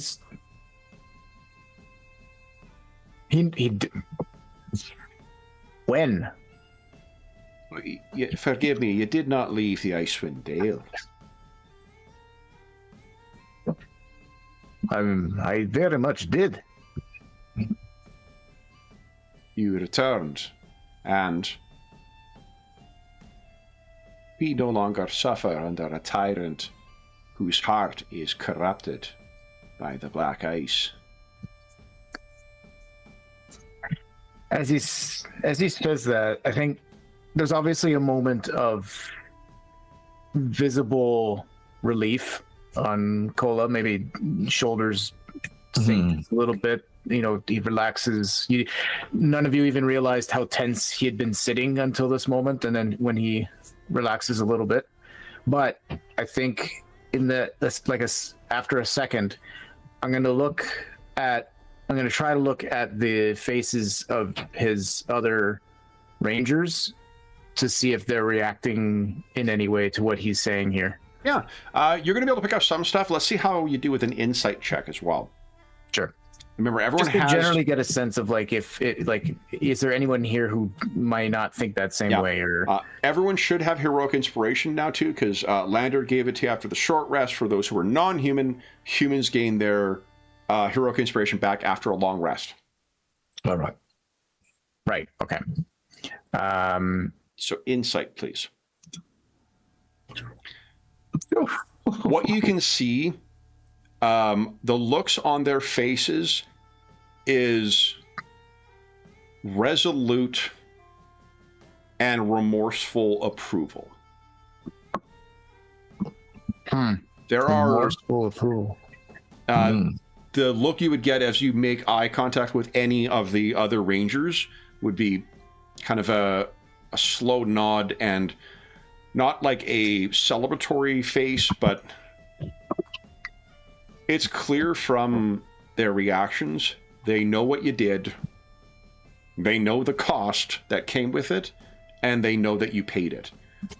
And there are few virtues more celebrated by the dwarves than having to carry an unjust burden. All right. Nice. I'll obviously there's a moment of me taking this in, and as realization dawns that that this suggests like I am welcome here, even if like there's an understanding, I'll give a nod to each of them in turn, and look back at Dathalor. I'm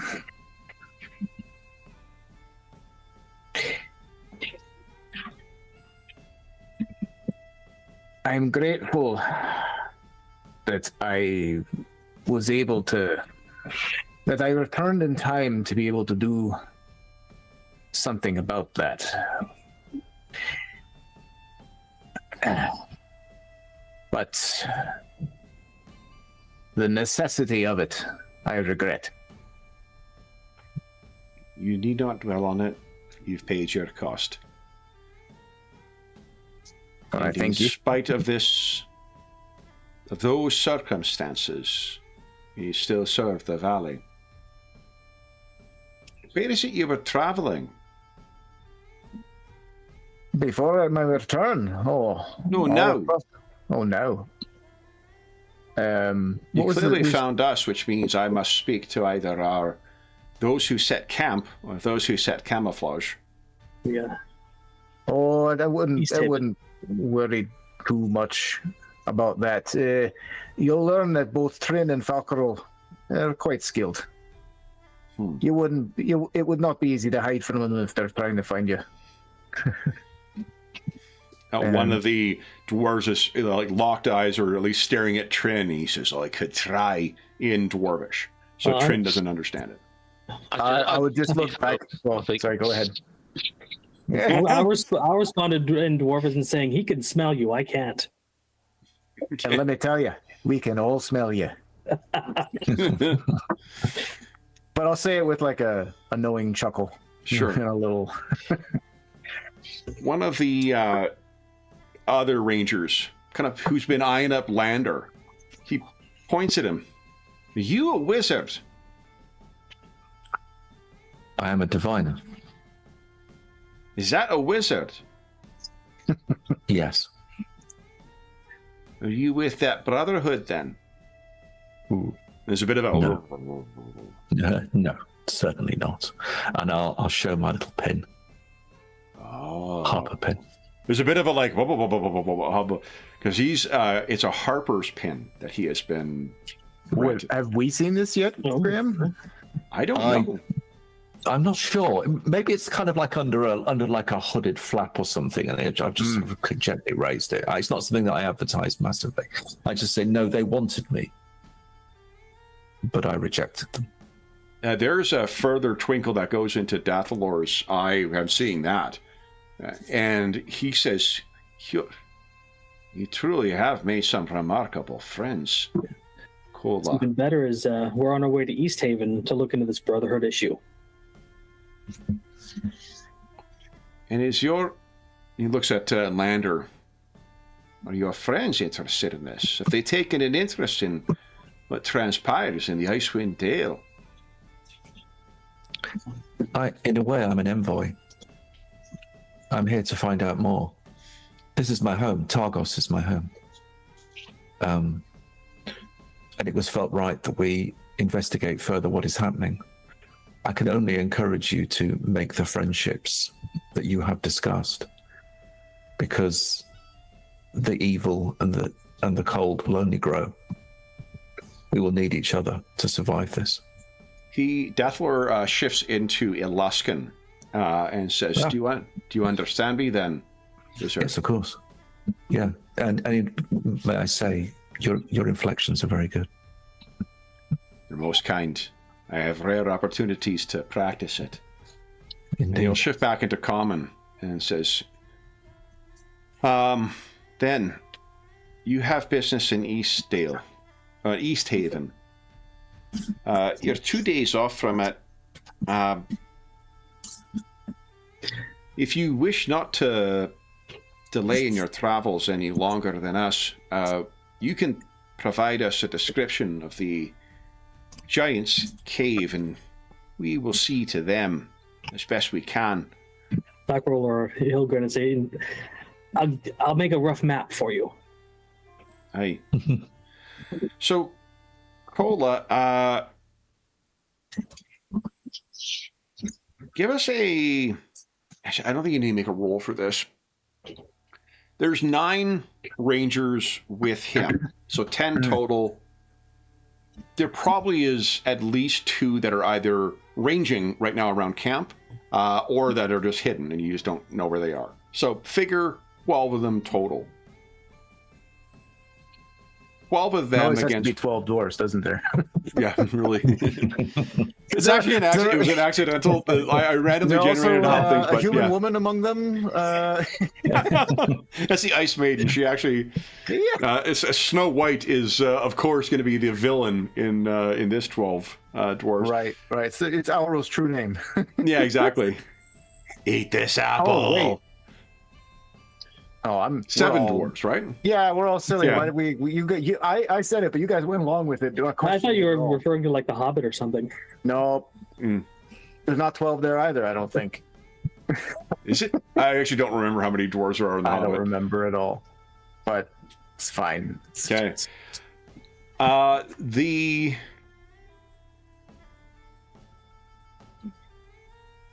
Depending on how many giants there are in that cave, they may be able to take them down. But the people who generally take down strongholds of giants are typically dwarven warriors, not rangers who rely on kind of hit and run tactics. Right. I mean, there's only 4 of us, and we took down 3, but Right. Well, the one was at once. The three of them were all at once. So, like, I feel like the one, yeah, we killed it, but anyway. Yeah. I would say this is necessary for you guys to assist them or anything like that. Just you would know that it would be. It's likely something they could do with hit and run tactics, drawing people out, slowly engaging them or whatnot. But it's not going to be an easy task as you guys faced. Especially with those winter wolves. Imagine a whole band of colas trying to get away from those things. Yeah, I mean, I am not opposed to helping out the dwarves. That is in my nature, and I am an ally to the Dwarven Valley. So, At the lore. You know, I've the utmost respect for you, and by extension, I'll grant it to your companions as well. We don't know how many are in that cave. If far be it from me to suggest that you need any assistance, but you're welcome to our help if you would like it. There's a bit of that goes through the camp. If you're suggesting that we would contemplate turning down the assistance of a harper wizard, a priest of Clanged and Silverbeard, an elven ranger, and whatever it is your gnoll friend does. He's one of the sneaky types. it's like, We make do with what we have, and we would welcome your assistance. There's a little bit of like kind of muttering, but remember what role Clangedon fills in the Dwarven Pantheon. He is Dave is the one who has the like really long list of all the different names that he has. Do you have it at hand there, John? Oh, I saw you talking about that you're going to give. no. Hold on. I got demi-human deities here. Is it in the old priest's handbook? Maybe. No, it's in the demi-human Pantheon 8. deities. Oh, no, I don't have that. I never was able to get my hands on a copy of that Yeah, one. those are kind of... But it's war. I mean, the Solinar? Father of Battle, Lord of the Twin Axes, the Giant Killer, the Goblin Bane, the Worm Slayer, the Rock of Battle. Yeah. Well, I mean, I can't say I slayed a worm. It kind of went the other way around. That's another story for another time. Casually just drop in the thought of like, wait, what did you just say you died? Yeah.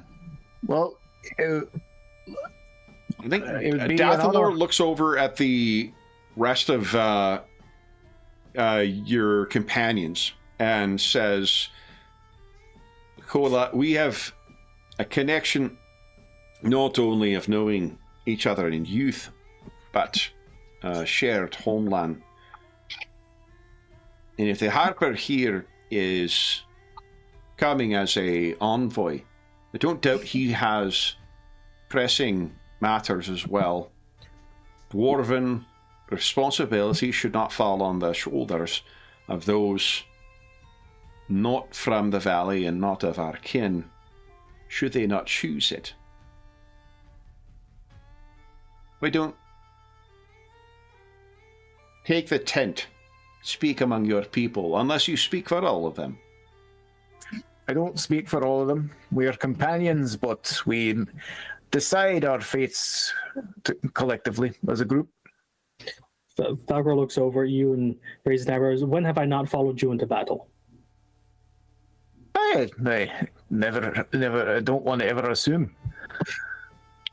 I think increasingly these days, all our fates are entwined.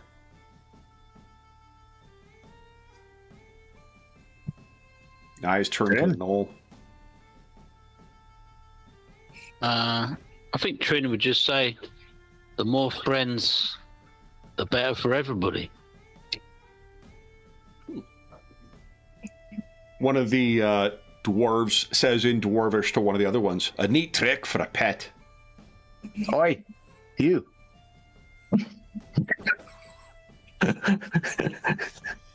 She kind of gets a little red in the face. Aye. You call my friend a pet one more time. Is this in common or is this in Dwarvish? This will be in common for the benefit of Trin as well. You call my friend a pet one more time. You and me are going to have words. Give us an intimidation check, please.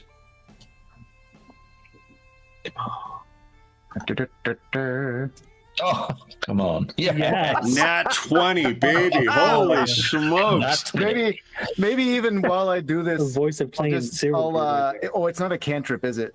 Is this worth a spell? This might be worth a slot. Shield of Faith is what we're doing Silverbeard as, right? Is that what we converted over? So I'm going to blow a first level spell slot for Shield of Faith or Shield of Ward just so that my beard glistens silvery magically for a second. As a cantrip, either as a was it thaumaturgy or whatever. Oh, yeah. You got a cantrip that could do that stuff. Just to give that little extra flair of like. Honestly, with that nat 20, like your presence of personality is more than sufficient to cow all of them. Nobody will be making jokes at Trin's expense in earshot of you in any language after that. Love when the dice enforce it. There's a part of me that wants to. I won't do this. I want to kind of lean into him and in Dwarvish just whisper in his ear, "Remember, I killed my mother." There's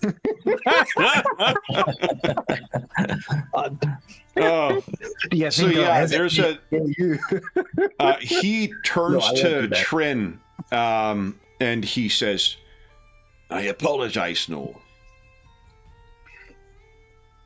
It was wrong to make jest of one that would bear arms with us." I think Trin is probably not overly knowledgeable what it even means by a pet, to be honest, and he just chuckles and sort of shrugs his shoulder. Are you gonna laugh? Yeah. You just reach out and pat him on the head. Yeah. Oh. All right. So then, what is guys? That brings us to our mid-session break already. It's too fast. So why don't we take our mid-session break and then we'll come back and plan your assault. So for those listening at home, we'll be back in about 5 minutes. Let me close these off here, and I'll put my reminder in. Kev, unmute yourself. And we'll be back momentarily.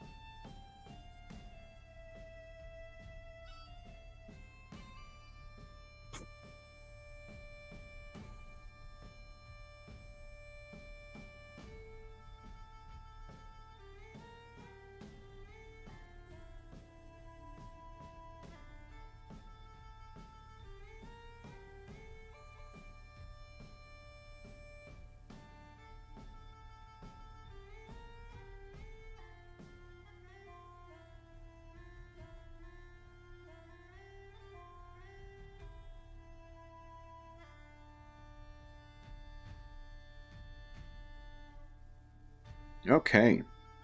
Unmute himself.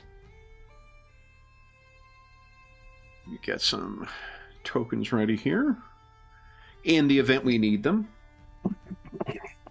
Oh, we'll need them. We want that loot. Can't just send us away with, cuts and bruises and whatnot and expect us not to come back. Okay, let's there's cola, Trin, alcohol. That's a good thing I prepped for Vivify. Is that the one that, like, within if it's a minute you can revive a dead target? Yes. It's Balregard we don't need. You grab. Most of my third level spells are, either going to be casting heal spells or conjure barrages, but. Okay. Let's see here.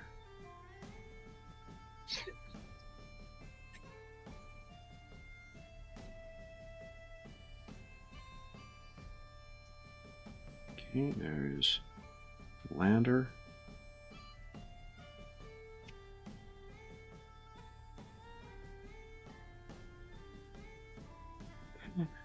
And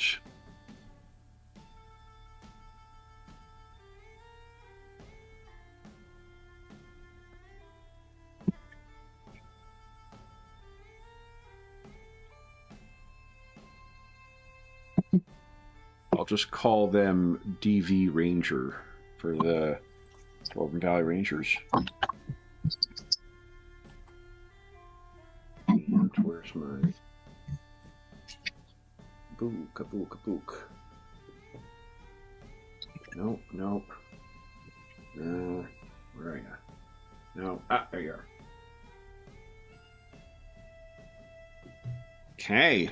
Found it, guys. Guys, I found it.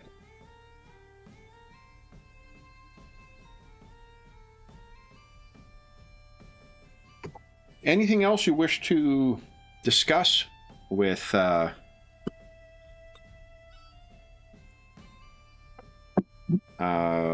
Deathlore or any of his rangers? Yeah, kind of ask them about their tactics for taking out the giants. I assume it's guerrilla tactics. Yeah, that's what they would be intending on doing, is just running a hit run, drawing them out, and killing them, and then sneaking in at night and things like that. They cannot fight a giant head-on, so what they can do is they can survive in these environs just as well as what a giant can. So they intended on doing that.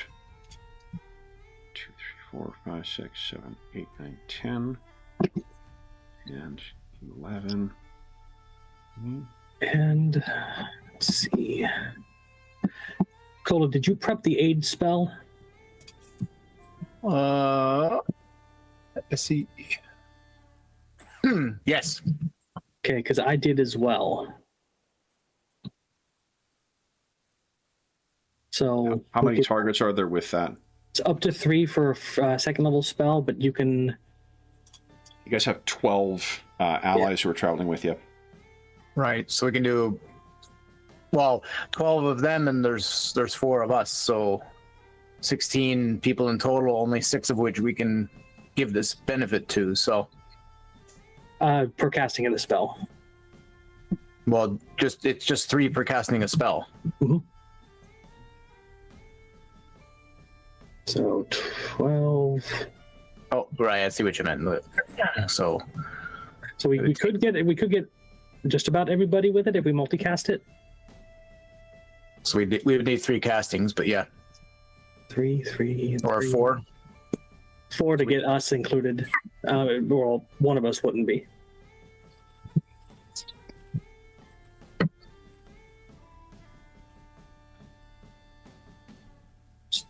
Don't know if that's something we want to do or not. Good. The other question is if you want to do it at a higher level, because you get an additional 5 hit points per level above second. Yeah, so if I did like a 4th level casting, I could grant 15 hit points. And Sure. get the timing right. The spell slots for it, but Yeah, the duration is 8 hours with it, so if we know we're going to run in there. So it's 5 hours away from where you are. It's going to take about half an hour, a little more, for them to pack up their camp. Is the plan just to march there and then just start making your way through killing giants? I want to scope it out and kind of see how they're responding to us getting away, and so I'm guessing they scattered about trying to find us, and then we camp. yeah, you think if we just march on in there, they're going to see us coming a mile away. So Yeah, we could move ahead and kind of scout out the area, and then they kind of know where the camp is or the place is, so we can meet them on approach once we've had a chance to look around. Okay.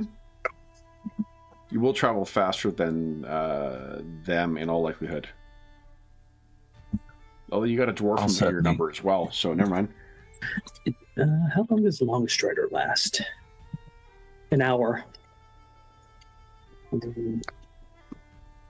I got first off. Anyone wish to spend while you're in camp? Do you want to take a short rest to spend more hit dice, or are you guys good with where you are? I'll take a chance to spend some hit die. Yeah. It means I think that's. Are you limited to 1 short rest a day? Don't think so. I think you are. Yeah. Yeah, I think you can only do it every. Is it every 12 hours or something? Let's see here. I think, or it might even be just simpler once per day. I know you can't just keep spamming it.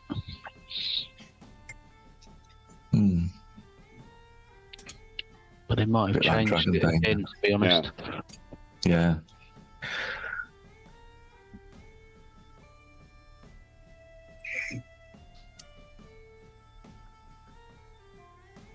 Yeah, it doesn't say, at least not in the short rest section in the index. I wonder if there's something in the first couple of pages here. I mean, if we do have a short rest, I could give an inspiring speech and talk about how, with the Dwarf Valley Rangers allying with ourselves, we will be all the stronger, and then I'll be able to give everybody 12, including the dwarves, 12 temporary hit points. Isn't it restricted to your proficiency? Yeah. It is. I think it's the number of allies equal to your proficiency bonus, isn't it? Yeah. Oh, is that right? Well, Okay. I might be confusing with your other one. Could you click on the ability, maybe? Yeah, sure. So there's the irrepressible one. That one definitely has proficiency bonus, but the other one that you're talking about, you get the temp hit points. Yeah. Would you mind clicking on that? It's actually an area effect, inspiring leader, which is that one. Choose up to 6 allies. 6. Okay. So I see some things about it should be limited to 2, but I don't see the actual rule on it. So for which one? Yeah, like the recommendations online are for 2 for short rests. Yeah, like I may be imposing the whatchamacallit, draw There's steel. no official limit from sort of Googling it, but okay, so then that you may guys have been what we just put into place, to be honest, when we played, because it just seemed a bit silly to sort of do it every other hour. We probably Dragon Baned it, didn't we? Probably. Yeah, and in I think in the we're using variant healing rules as well from the 2014 DMG. I may be thinking of those as well that limit the number of short rests you can take. Oh, it's a 1 hour period. Yeah, because as long as you've got let's see if there's anything in here about short rests. Yeah.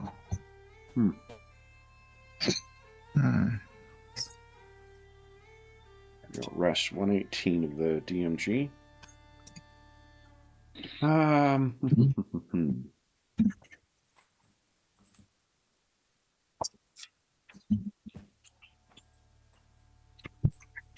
fine with you taking multiple short rests, honestly, because you don't. You're getting a couple of class features back, but you're not getting more hit dice back from it. So I'm fine with to be honest, we used to play with the old 4th edition timing of it, where it was 10 minutes. As long as you had 10 minutes, you could take a short rest, and that never felt, overpowered or anything like that.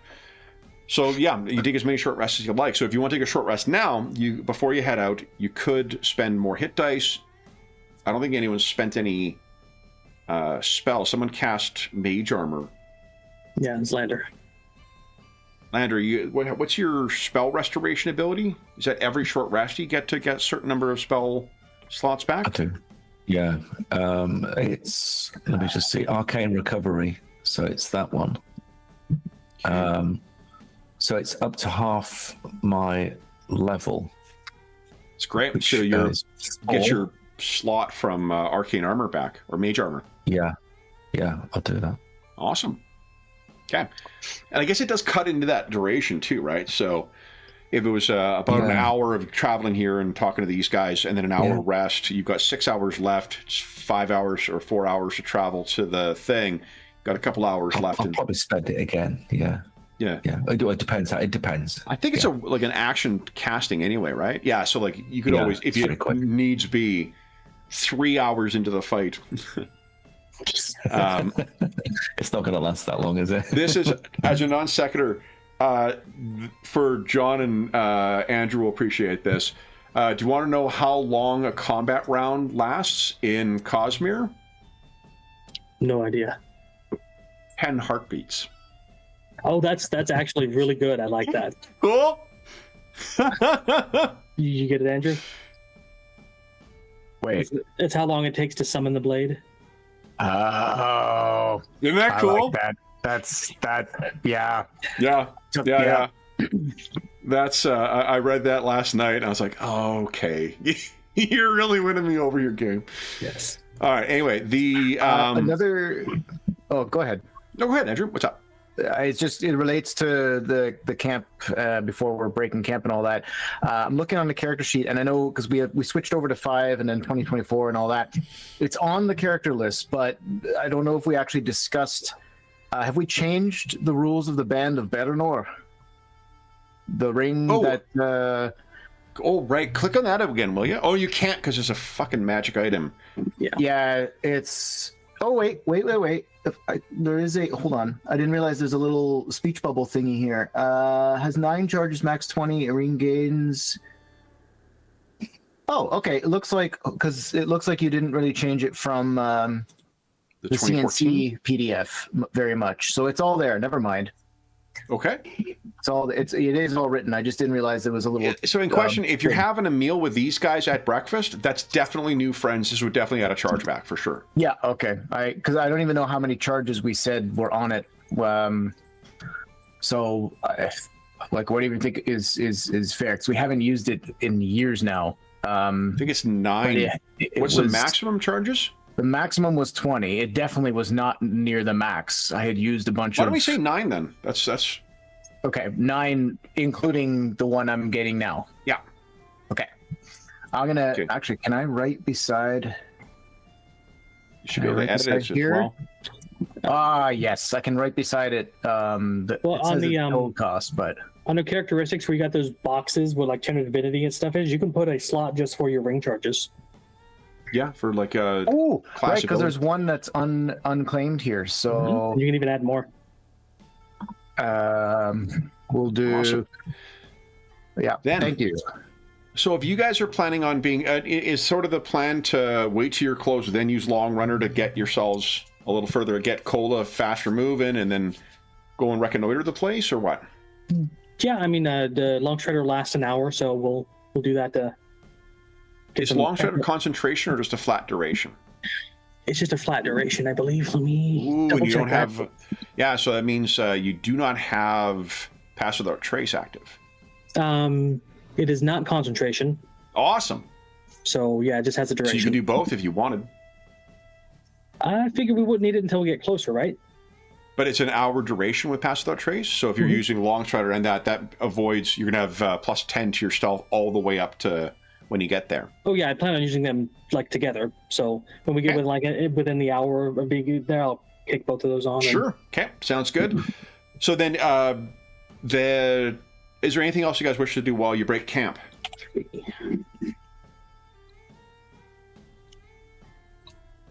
No. Trin, do you wish to musk over everything or no? No, not unless Good. we're going to be coming back this way. Okay. No, I won't bother. The amount we use the phrase expels this musk of fear during our I remember that. Skaven expedition was it really pleased me. Then Kola, you're good with your level hit points going in? I don't really want to. Yeah, I should. I don't want. Why am I hesitating to use my hit dice? I don't know why I'm hesitating. So here, we'll use 2 more. Yeah. I'd say just keep half in reserve. Okay, so 16 more. So 66. There, that brings me almost pretty much up to full. We're good. Okay.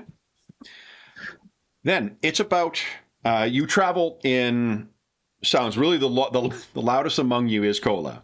Everybody else is traveling. I know. Incredibly quietly until you get to about a half hour out from it. Falcro, what do we see as you activate your 2 spells?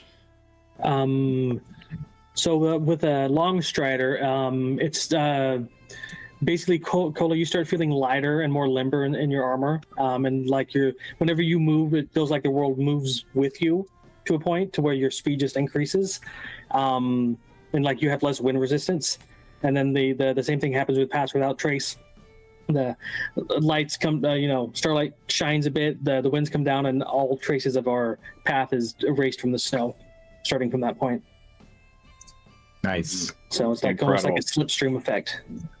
So you guys sort of whoosh, just rush away from the rest of the pack, and very quickly you've outpaced them.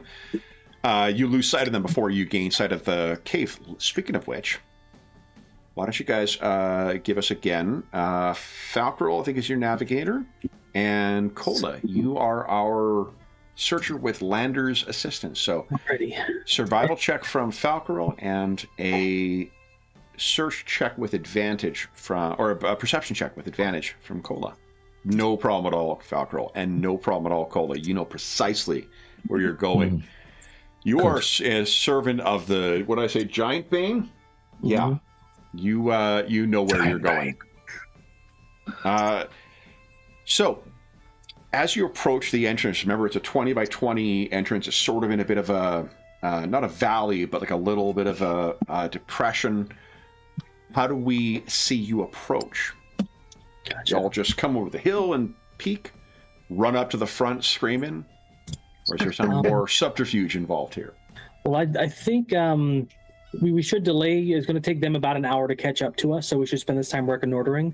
And I think we should have Tren like dart ahead because he's got that camouflage and just over the hill, like scampering up and checking that it's clear.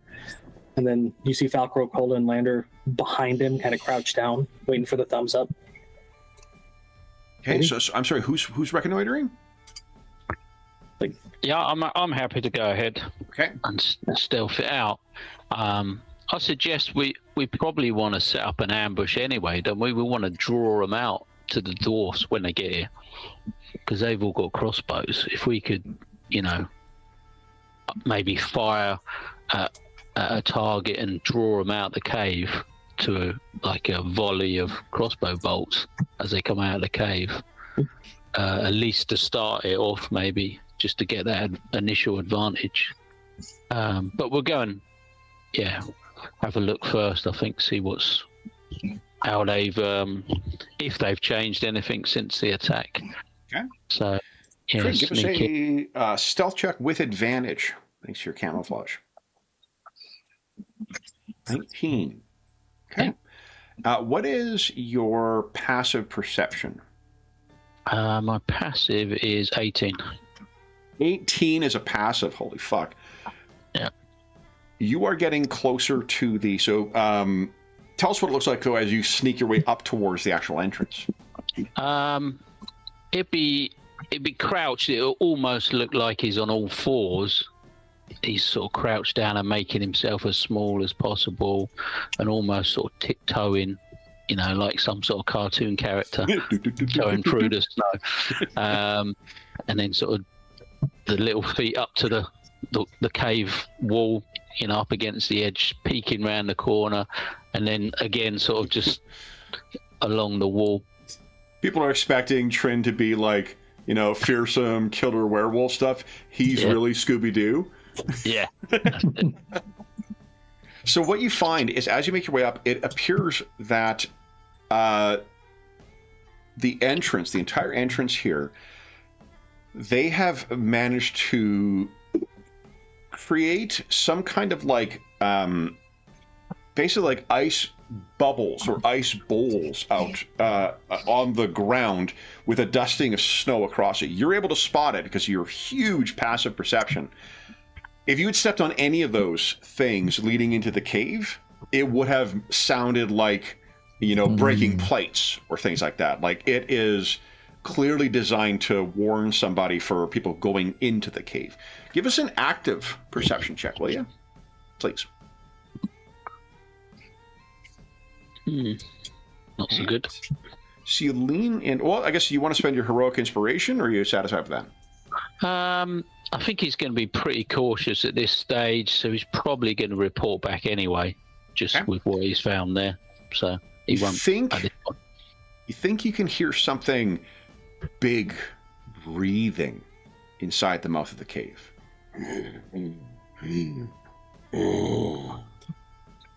So potentially giant, rather than it's not a wolf or anything like that. It's no. Yeah. The wolf would sound like me, me, me, me, me, me, me. So these they're fairly small, lot of snow or ice balls. Picture like, imagine like little domes, basically, that have been like, they somehow created like little bubbles of these things that are going to shatter as soon as you apply any significant weight to them. Crunch. Yeah. Under your foot. Okay.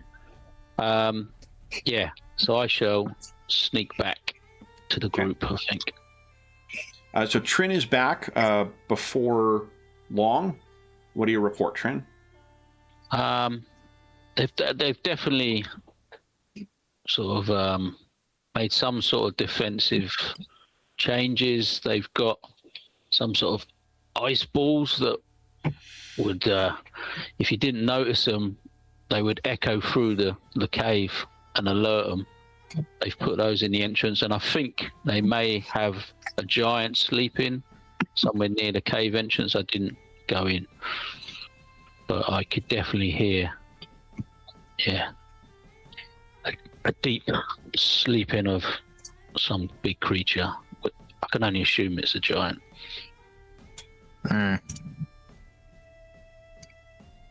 Ooh. I mean, yeah, we could have expected as much. What are you guys doing?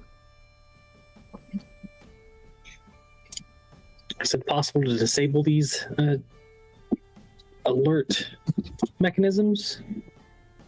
I mean, any trap can be potentially disabled. It's just a question of how. There was a lot of them, and I don't know how far into the cave they go.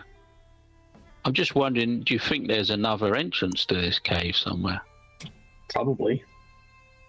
Do you think it's worth spending some time looking for a smaller entrance maybe somewhere that they might not have noticed? It's quite possible. I mean, whether or not they've noticed, that's something else entirely. They probably know their cave quite well, but... So if you're going to take, I mean, Falcor's not wrong that if they're going to be stealthing, they're going to have to move slowly. So the dwarves are probably a good chunk behind you right now. You could take an hour, reconnoiter around, see if you find anything else higher up or on the other side. It's just if there's an entrance that we can use and they couldn't pursue us, we'd have a perfect opportunity of a sort of sneak attack and a potential exit, to get away if we needed to. Right. Yeah. Makes sense. Double check in. So, do you guys wish to do that then? I mean, I'm happy to do that. Yeah, I think keep it quiet. But I think we should do that. Okay. If anything goes heads up, I can do a sending and send a message to our ranger ally to let them know what's up. Okay. So, Trin, are you going on your own? I don't know. What do we think? Should we? Do you want me to go round and you wait? Search would use a perception check, and your perception clearly is amazing. He's probably an expert in it. That's why. Expertise in it. It's good. Yeah, he's got 8 perception. I mean, I got a decent of 16, but I think Cola's pretty close to mine too. Perception. My perception. No, obviously. Oh yeah, you're not trained in it. That's right. I'm not trained in it. No. I think me and Trin would probably be the best ones to run about and search for stuff. But If the two of you want to go together, let's roll with advantage. It would leave Lander and Cola behind. Should we do that? Yeah, I was going to stick here and wait for the other guys to show up. Or stop Sure. them getting too close before we've had a chance. Trin Falcaro, who is rolling perception for us? Trin has the advantage Okay. on those rolls, so Mine higher, is it? yeah, yours too higher, I suppose. Okay. Right here. 6. Incredible. Fade off into the snow with our, similar camouflage and So it's about trying to think, it's probably about maybe 25 minutes of searching further up and along into the hills. And what you find is what at first it looks like just a depression, but Trin, there's a different smell once again in the air. You make your way over, and what you find, partially collapsed hole that if you even make a little bit of noise, you can hear it echoes quite far down. This may be a chimney leading from somewhere within the cave. right. It would mean that it goes back quite far. Like it's probably a good maybe 200 feet deep into the cave. Do you have any idea of how high we are above? You cannot see the bottom.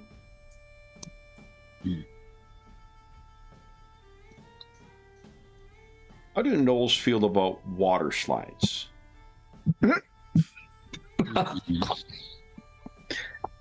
Falcor was ecstatic about this.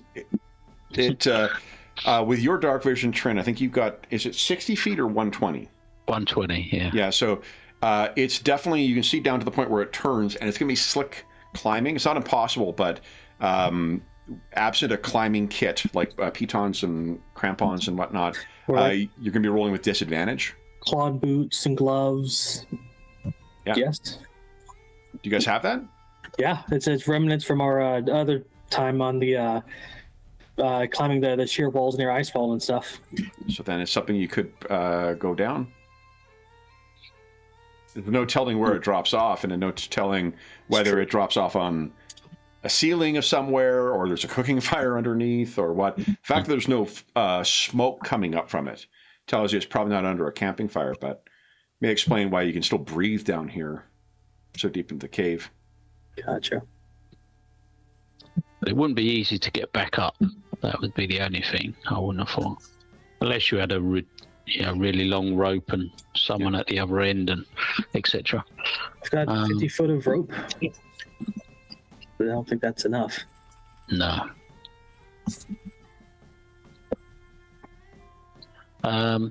Should we continue our sort of complete circuit, or are we close to completing the? That's going to be the only thing you'll find. That's okay. So that's our complete circuit. We've got news to tell the Rangers in case we want to do a pincer attack or something, or do an exploration activity first. I think you get back in time, so Dathalor and his rangers arrive as well.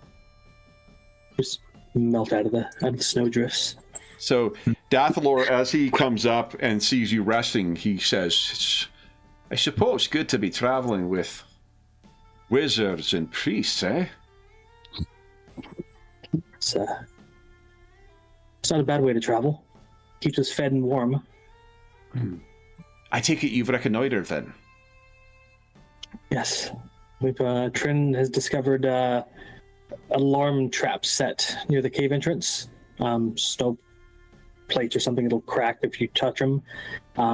We sought another way, and me and Trin found a crevasse off a little bit that leads into the caves. We're not sure exactly where or how. The walls, were they of stone or snow? In the entrance, Trin. It was stone. Yeah, stone. Could run a line if we wish. The sound of it would defeat the purpose of not stepping on the trap, but your wizard, can he make things quiet?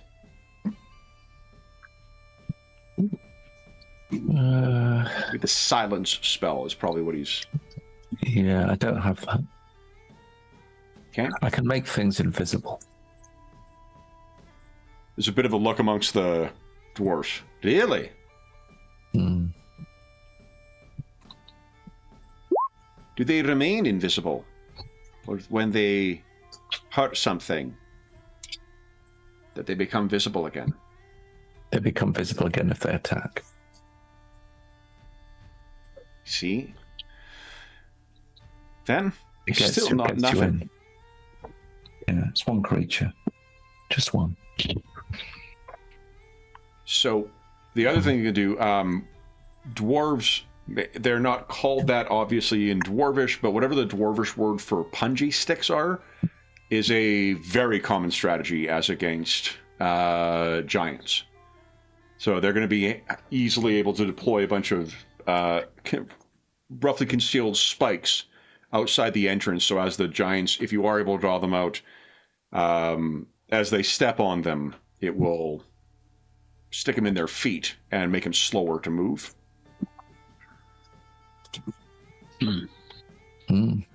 That's if you still intend to draw them out. You faced them before and you've seen the terrain inside, he says to Cola. What is the strategy then? What does the Lord of Battle suggest?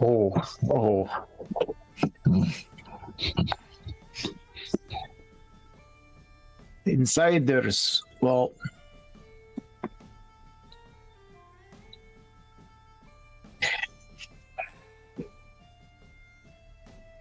your tactics tend to rely on isolating your foe and drawing them, keeping them separate.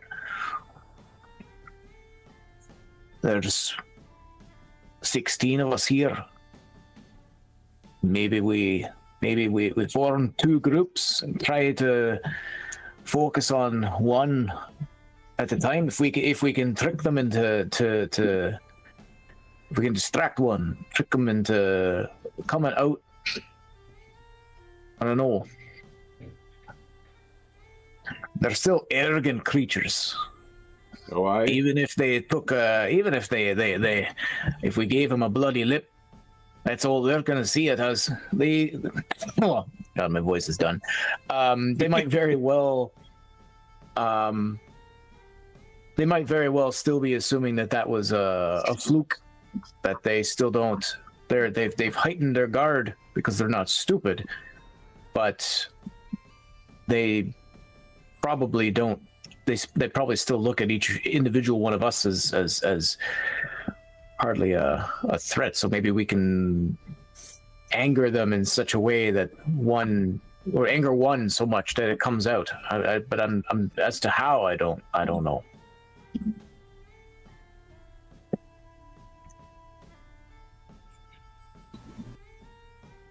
What do you guys think? we could test their defenses. I'm sure a well-placed snowball in one of those traps will set it off and see what comes out. Invisibility would not end by breaking those the traps or triggering the traps either. It's only when you attack. The only word of caution I would say is they do have bows, range weapons, so you need to keep out of line of sight, even outside the cave. Otherwise, they will be able to use those large weapons against you at range. They certainly hurt too. That they Inside did, the cave, it's too open. We definitely do not want to be fighting them in the same place we were last time, unless we can get one of them to. There were a few areas where the walls were closer together. If we could get one of them throwing into that, then they would not. We can use their size against them.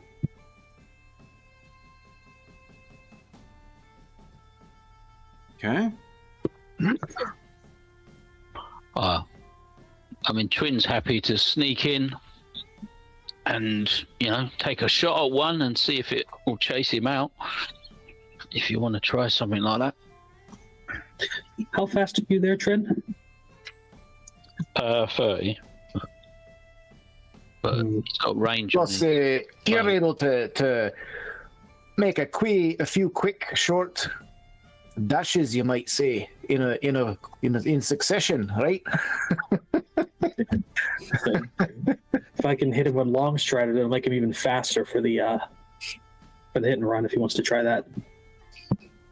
Yeah, because you just not to get too mechanical about it, but if you sneak in, you're caught, or you're found out, right? Just run, dash, bonus action dash.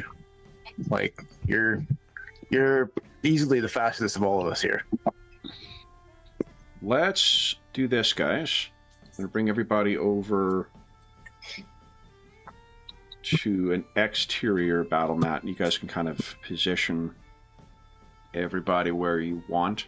To give you an FYI as well, while Dathalor has 66 hit points, each of his rangers has 16. So you will want to be... they are going to die in a hit if they are hit, but they can take cover as well. Okay, let me bring you over here, guys. Gather around, because my protective instincts will kick in at that point.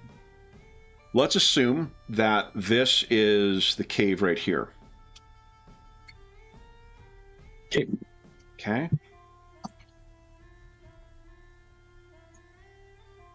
Where are you thinking of positioning everybody? Probably a few if we can get above the cave entrance, that'd be good. Sure. How many would you like above the cave entrance? Maybe 6 of them. I mean, do we think the giants can climb up there easily? I mean, they would be able to climb up there, yeah. So remember, you three have got 12 temporary hit points. And I'm going to say, Kevin, that 3 of the dwarves have 12 temporary hit points. It might just keep them alive. I don't know. Yeah. No, absolutely. I think I'm going to use 2 third-level spells and cast Aid on 6 of them. So do you want to, let's just start with the ones that have the 12 extra hit points. Where would you like to play? Are those part of the ones that are stationed above the cave, do you think? Probably. That can be, yeah. Yeah, I think so. Okay, so let me, I'll put a, you see there, it's 12 they've got, right? 12, yeah. Awesome. Okay, so everyone who's got a blue bar there Nice. is heartened by you. And then, sorry, John, what was your aid do? I'm going to spend 2 third-level spell slots, and I'm going to give all 6 of them 10 extra hit points. Like, not 10, but actual extra hit points with the Aid spell. Oh, is that what? Can you click on aid? Let's see here. I've cast it to 3rd level. Very cool. Okay, and it's again the ones. It's the 6 that are above. Yes. Very cool. Okay, so give them 6. Duration 8 hours. Nice. Yeah. Okay. Do this.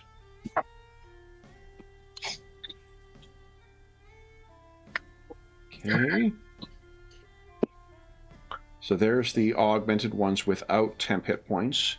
And I'll augment the others. Anything else you guys wish to do to try and make these dwarves more battle hardened?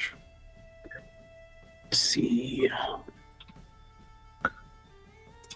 Well, I guess what's the range of a sensible range of a crossbow? Do we know? Crossbows are. I don't think they start taking. They're actually longer. I think they're longer range than Normal sort of range, so they don't get penalties, I guess. Yeah. I was looking at it last night. It does more damage. It actually has 1d10 as opposed to 1d8 that a longbow does. I think I'll position myself above the cave as well. 100. But it does have the loading quality, which means bonus action or reaction to reload it.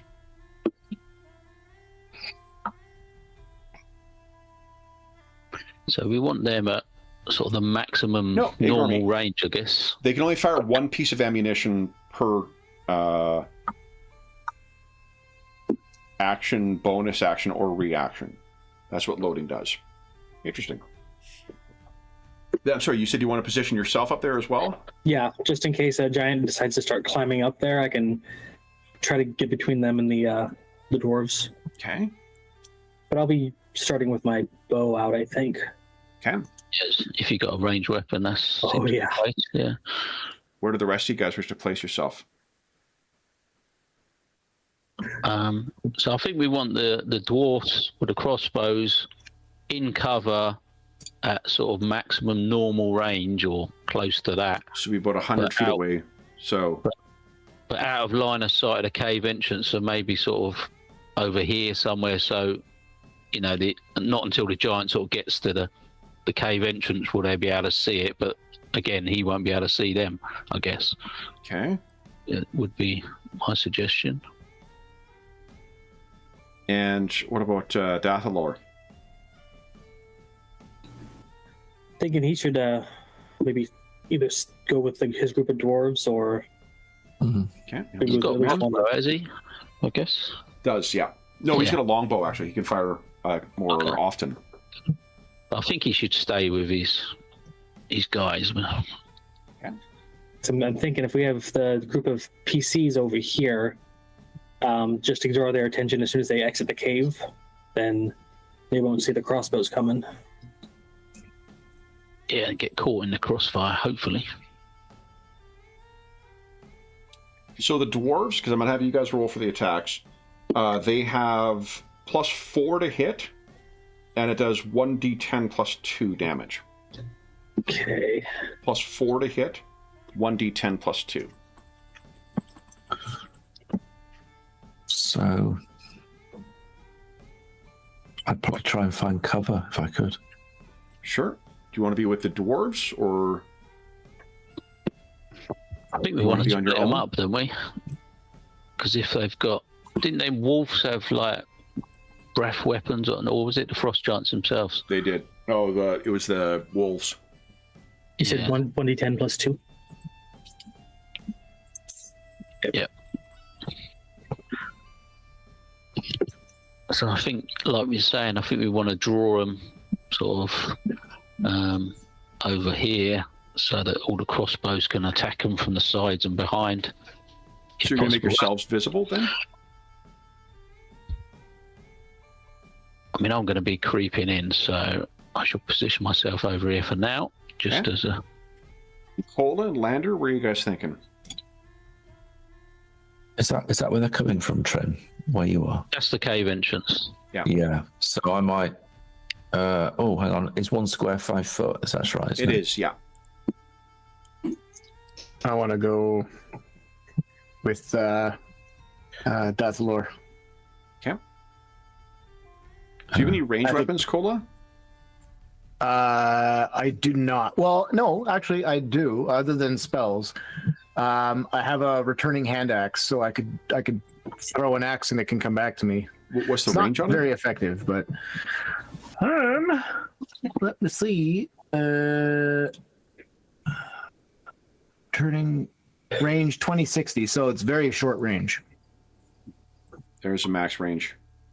Yeah, it's not. I could cast spiritual weapons, so there's that too. I could throw that into the mix. What's the range on spiritual weapon? That one's 60. So it's the same. Yeah. I am a close quarters fighter. I remember the 2 axes is for a reason. Do you want to maybe but conceal I think- yourself somewhere closer so you can actually get into the scrum if that's what you wish? I think We don't want them wolves getting near to those dwarfs, ideally, because it'll just one. Why don't you join me on top of the cave and get next to those other dwarves? Yeah, fair. Part of it was wanting to. There was a narrative thought in my mind of reuniting and being and they're showing faith in me and not judging me based on everything else, and we have an understanding. So it was about facing this head on with them. But I think this probably makes more sense. I'll be more effective here. Yeah, and you can always leap down on top of a giant and go, wow. There's that too. I do have falling rules. And then Lander, you're good being concealed in sort of the foliage over there. I think so. I mean, I'm trying to simulate some sort of like hunkering down and cover. Okay. But Got it. Then, if you guys are ready to kick things off, Trin, what do you do? Here we go. Oh, there's Ripley. Hi, Ripley. Come here. Hi. Your little tail go. Oh boy. So yeah, I'll just be. You're getting the stink eye, Andrew. I don't know if you can feel it. Oh, I am, because she's eaten, but we're not like on the couch watching TV yet, and both the cat and the dog are quite perturbed by this.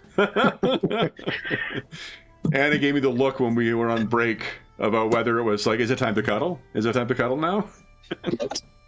Yeah. Okay. Then Trin, what do you do? Let me grab the tokens I need. If I get to there, where does this traps? Where do they start? Imagine it's just right inside the mouth of the cave. Right. Okay. And I'm obviously going as stealth as I can up to this point. Can I make out how far in this sort of snoring or noise is coming from this giant that I... Give us another active perception check, please.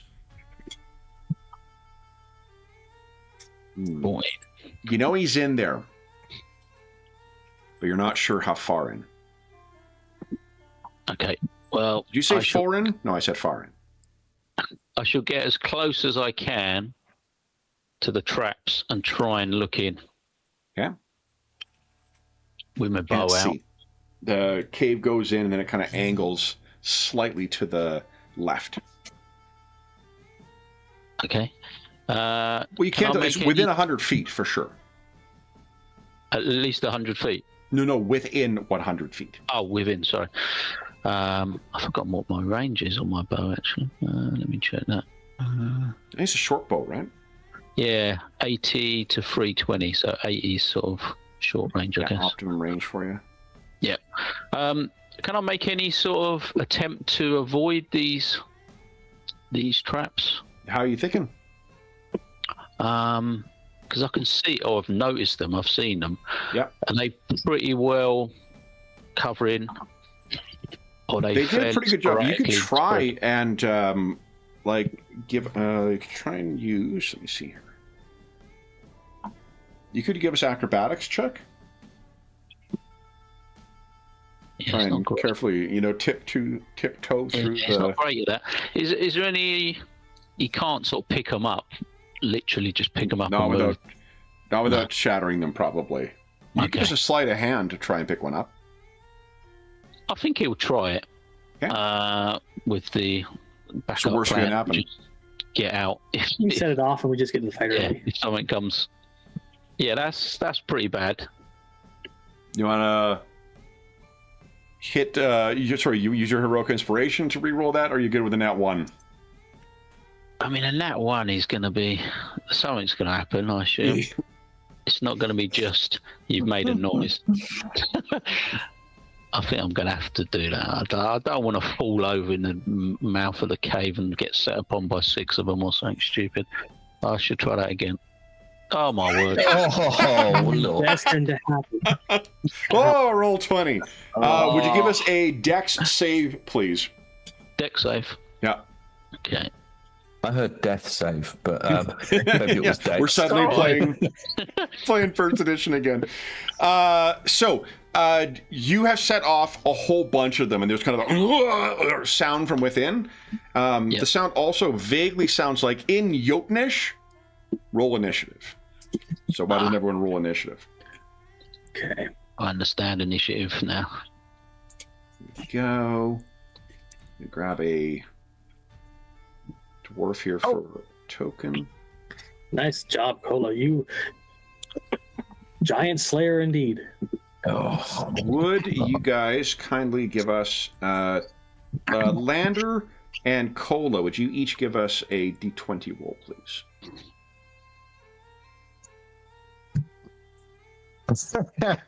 Middle of the road, neither good or bad, hopefully.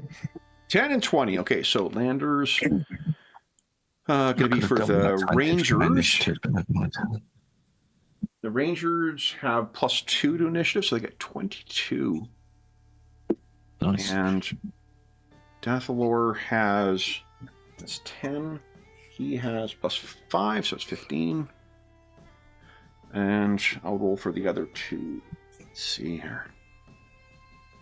Ooh. Wow.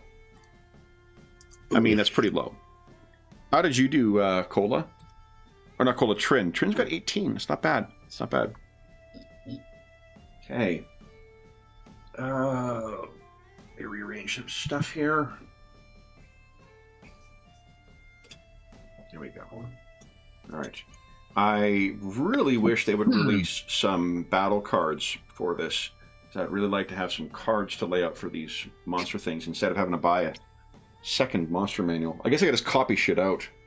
That probably would be... I don't see myself doing that. All right. So the Rangers are up first. Let's divide them into groups. Falcarol, you got your 3 that are with you. Cola, you got your 3 that are with you. Lander, why don't you control the Rangers, and Trin, Dathalor. That's sort of an archer pairing. The Rangers are up first. I'm going to assume they're going to ready an action to fire on a giant that comes out, right? Okay. Sounds good. Hola, you can hear the bellowing sound of a frost giant from within, and Trin is in seems to be like picking himself up from where he's fallen.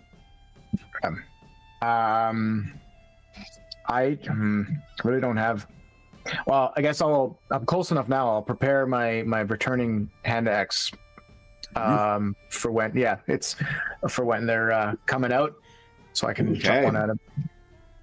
Cola, not Cola. Trin. Actually, sorry, you're not quite up yet. I'm telling you what, because he's not on the token layer yet. I'm going to place him on the token layer just for ease of seeing them, but they are still in the cave. They're not actually like on the same layer as you guys.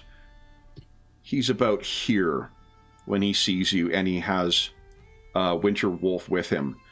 They've had to spend their actions getting up and moving over. They haven't taken any actions yet against you, but they can see you. Trin, what are you doing? So I am going to... so how far away would I say they are? Is it that many squares? That many squares. 20 feet away. Yeah. They're very close. Yeah, they are quite. Yeah. So I think I'm just gonna double move basically. Nice. Remember, you got your what do you call it? Rogue action. So you could move, then dash, and still take an action. Yeah, and we discussed me casting Long Strider on you. I would have done that. Last an hour. So Right. So can I can shoot first, can't I, and then move? Yep, So absolutely. I'll probably do that actually. That'll definitely get his attention. So he's not flat. You're not going to get your sneak attack bonus because But you've been about as obvious as if you had fallen with a suit of pans on you. That would have been more obvious than the sounds you just made. yeah, I mean, obviously, I meant to do that. Definitely, no one had any doubt. Everyone knows that. Yeah. But, so yeah, I'll just take a normal shot just to make sure he is definitely coming out. Yeah, so after wolf me, or the giant? I think. Wolf or the giant? Oh, sorry, the giant. Sorry. Giant. That is a hit. Shwook.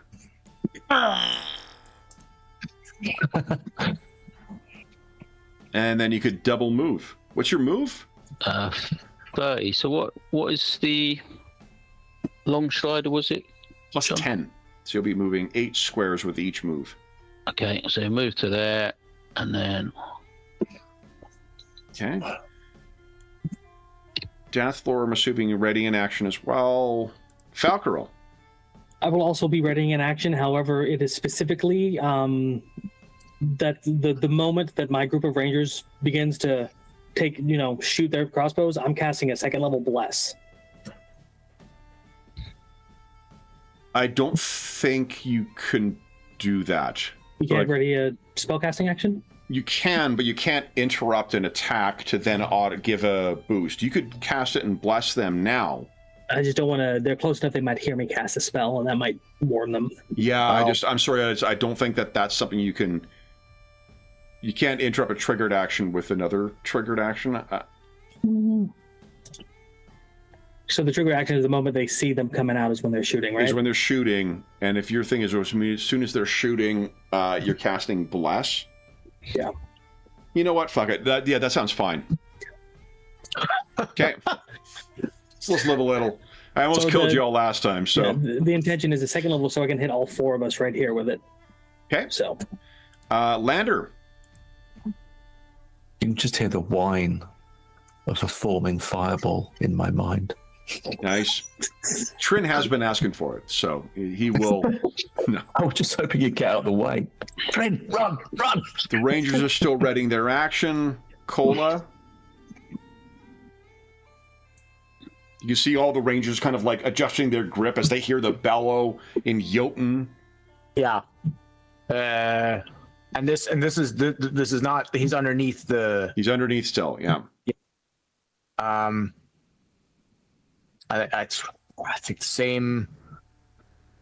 If he's not emerged yet, I'm going to do the same thing and Okay. still holding the axe ready Steady, to go. boys. In Dwarvish. Giant's turn. First thing is he's going to move. 10, 20, 30.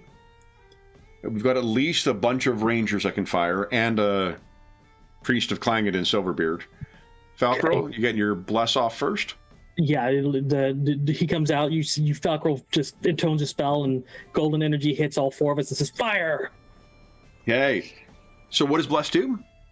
Gives a I forgot to turn it on. It gives a 1d4 to their rolls.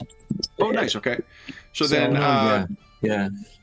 Cola, would you give us a 3d20 roll, please? We'll roll it if they miss. Okay. Because there's going to be a fuck ton of dice otherwise. 3d6 from John, 3d6 from Andrew. Wait, D6? 4, 5. Yeah, because you're rolling for your contingent of Rangers. Okay, Sorry, D6. 3d20 20 and then now D6, so I'm just confused. No, 3d20. Okay, so there we are. And then 5d20 from Lander. Oh, right, okay.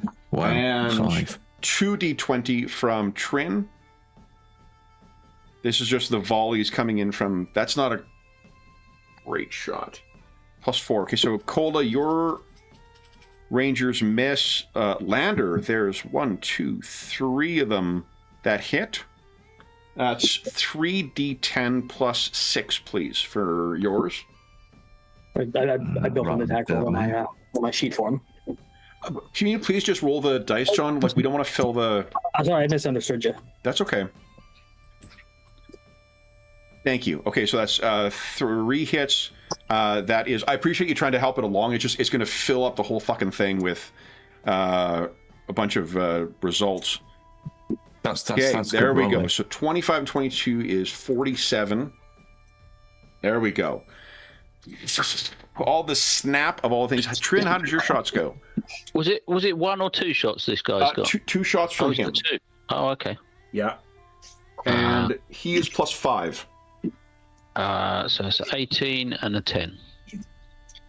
Hey, the 18 hits. It is... Is it the same damage? No, he does 1d10 plus 3, and then he also does, well, plus 13. Plus Yeah, that 13. shooter. Yeah. Nice. Wow. Because he gets a sneak attack like yours. Oh, okay. Mm-hmm. Whoa! Okay, so that is 20 on him. Then we have our player character ready to actions. Cola, you had an axe, and Lander, were you preparing something?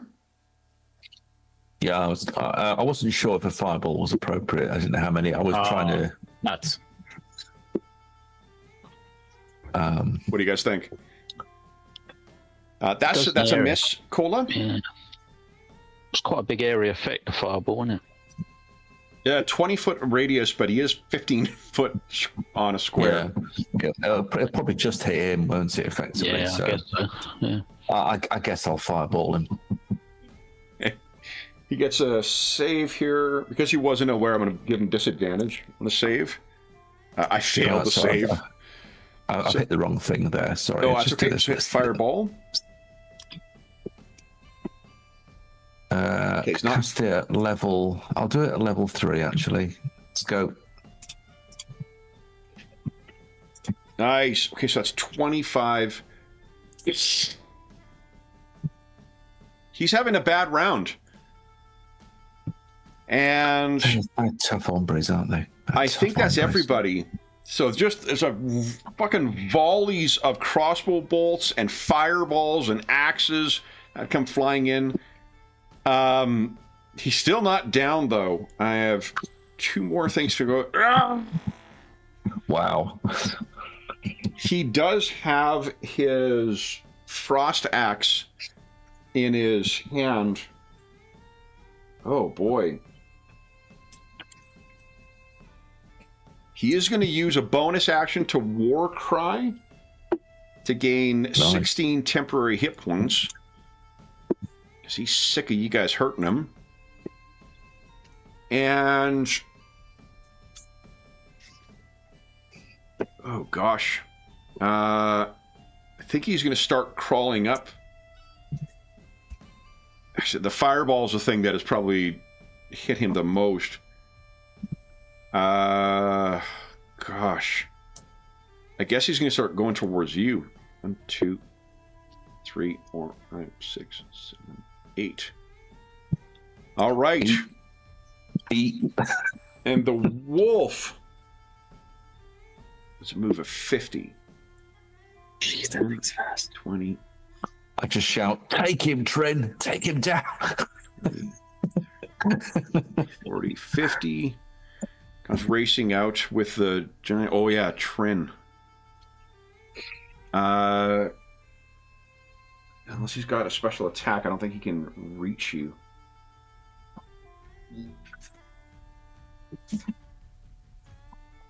Yeah, can't charge, but he can get to you as a second action. Trin, what are you doing? Oh, he's on me, literally. Okay.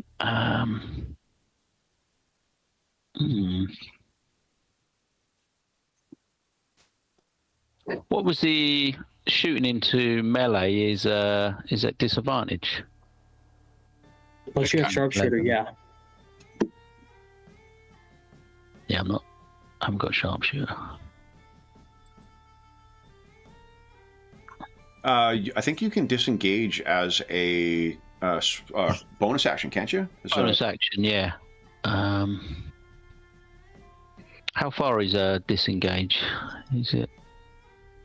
I don't remember. I want to say 5 feet, but I've been playing far too many third edition. Half move, or is it just 5 feet? I think it's your movement. Disengage. It's full movement. Oh.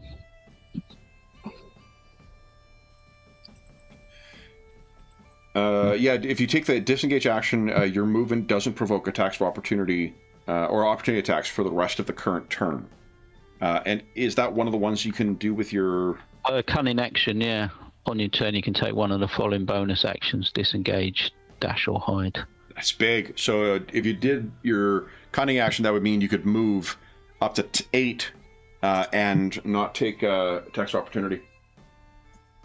Okay. Opportunity attacks in this game. Where do I want to go? 1, 2. Okay. Oh, 5, 6, 7, 8. Okay, because I don't really want to drag them towards Lander.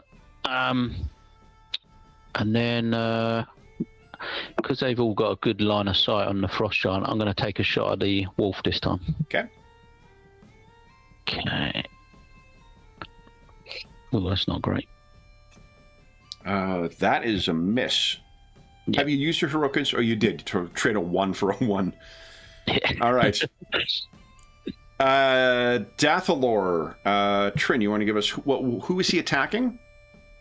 Can he see the wolf? I think the wolf would have cover, so it'd be at disadvantage. I think he would shoot at a giant then. Yeah, giant would be over the cover. So go ahead and give us a 2d20. It's plus 5. That's 2d20 plus 5. Okay. Yeah. Just roll 2d20 and just roll those, and I can add plus 5 to. Okay. Yeah.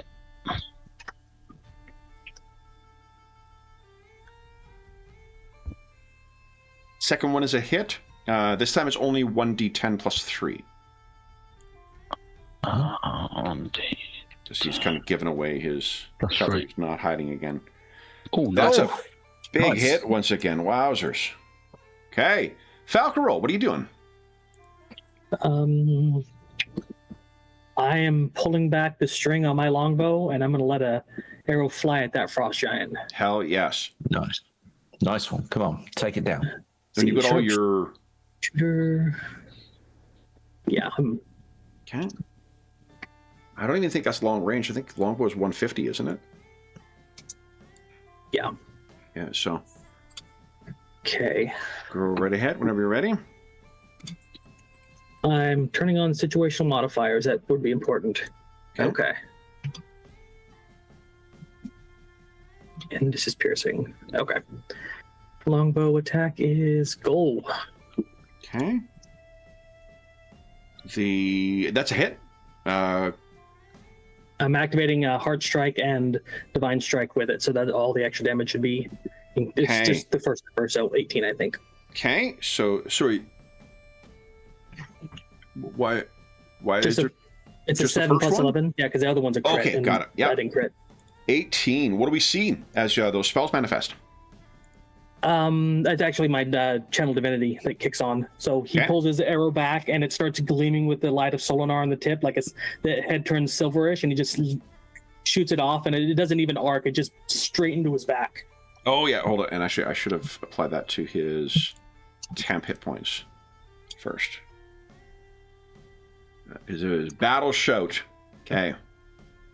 Awesome. And then let's see.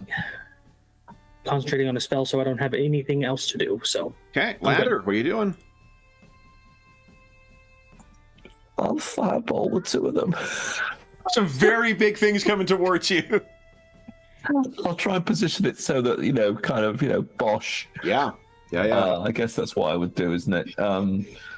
I'm gonna. Oh, is it too much? I don't know. I might cast it at level 4, but anyway, let me just get to the thing. So it's Okay. fireball. Here it is. Go on, I'll do it at level 4. There we go. I'll mark my saves. Oh, the giant might have made a save. No. No, he didn't. No, both failed. 37 damage.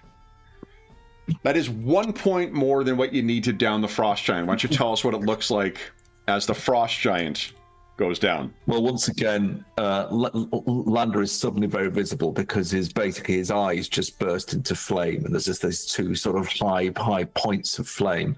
Everything around him, all the snow is just melted away, and there's a blackening of the ground, and then. Incredible.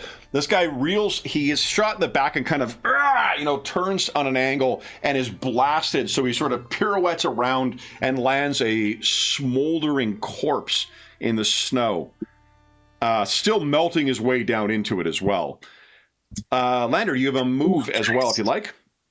Oh, I do, don't I? I'm actually going to, if I can get rid of that. Yes, I can. Hell. What is my move? That's the question. Is it 5 It should squares? be 30, I think. If you're human, I think it's 30. So 6 squares. If you're moving through the terrain, just count each square as double, because it's difficult terrain. Let me do that again.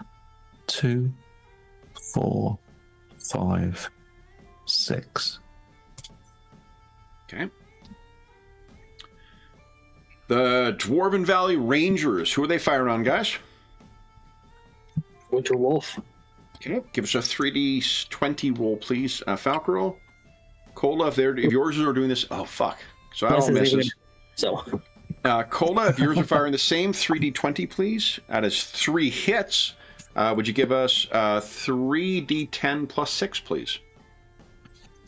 Nice.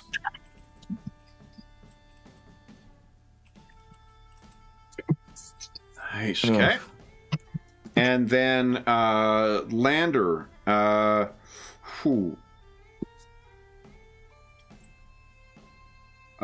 they comfortable to move from cover, do you think? At present, I think they are. Okay, well, yeah, go on, yeah. 3. Dwarven movement is 20 or 25? It's 25. 25? Cola, how fast do you move? 20 or 25? I am 25. Yeah, 25. 2, 3, 4, 5. So let's move them out of cover. 3, 4, 5, so they can get an angle. Give us a 5d20 roll, please. Lander? 1, 2, 3, 4 hits. 4d10 plus 4. No, plus 8. Please. Guys, what does it look like as your dwarven allies just riddle this thing with bolts? Just the idea of those like Gatling. Feels like I got Gatling crossbows. Considering getting made a captain of the my own ranger contingent, this seems great. Yeah. Okay, so with them, the first giant drawn out and the other one dead, what do you guys wish to do? You hear a bellow from within the cave. Yeah.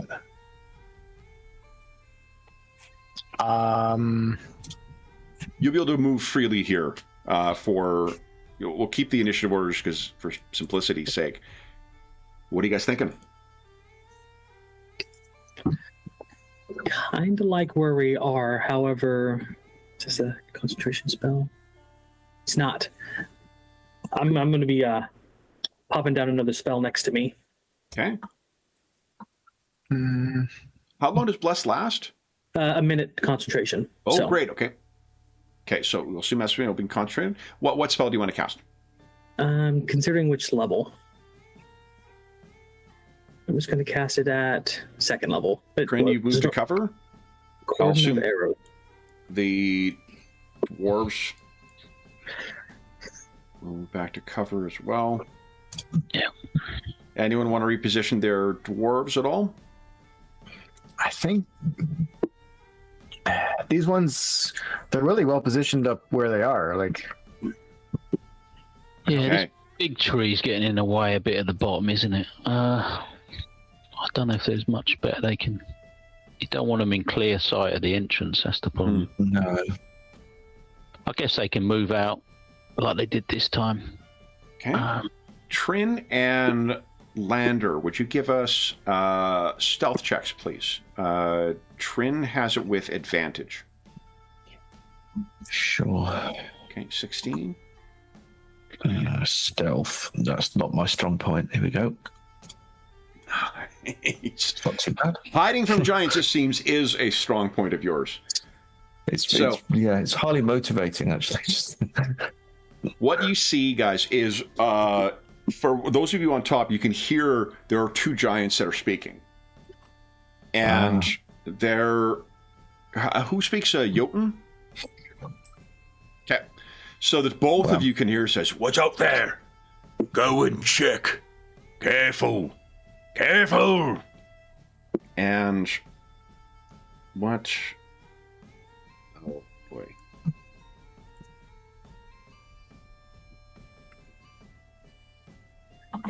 Have that aura as Yeah, I'm just turning it down a little bit because it's obnoxious as fuck. Oh, sorry. It's okay. You're going for legibility, but it's just odd for the viewers. It's going to be okay. There are two that are slowly kind of sneaking their way out here. Have you readied any actions, guys? Or are you waiting to see what happens? I'm waiting for them to come out. I'm holding. Okay. Yeah. Yeah. I want to try and get the two of them together if I can. Okay. Yeah. Cola and Falcro, for your rangers, what are you instructing them to do? I definitely want them to come out. I'm going to say we can hear two of them coming. Yeah. That when the second one comes out, pepper it. That's what we're going to do with my guys. Give us a stealth check then, if you're speaking. Okay. I'm assuming that Trin and Falcro can hear this, but I don't know the number of them coming out. Do you want a heroic inspiration then? Yeah, sure. Okay.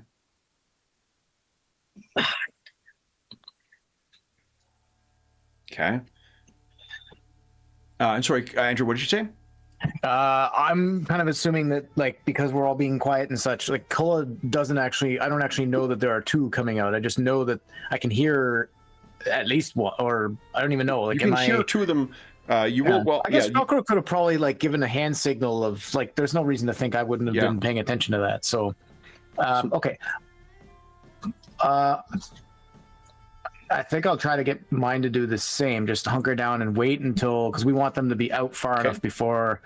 Yeah, we want them both out before we attack, right? Stealth check then, please. Yeah. From me, this will be interesting. And I think you still get a +10. No, because you're concentrating on blast. So yeah, and he's not close enough for it to affect him. Okay. Yeah. Okay. So with disadvantage, I guess. Disadvantage. Time for nat 20. I mean. Definitely not. Okay.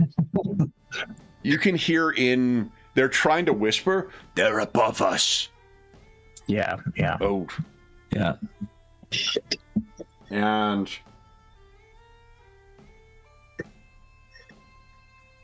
the two of them shout to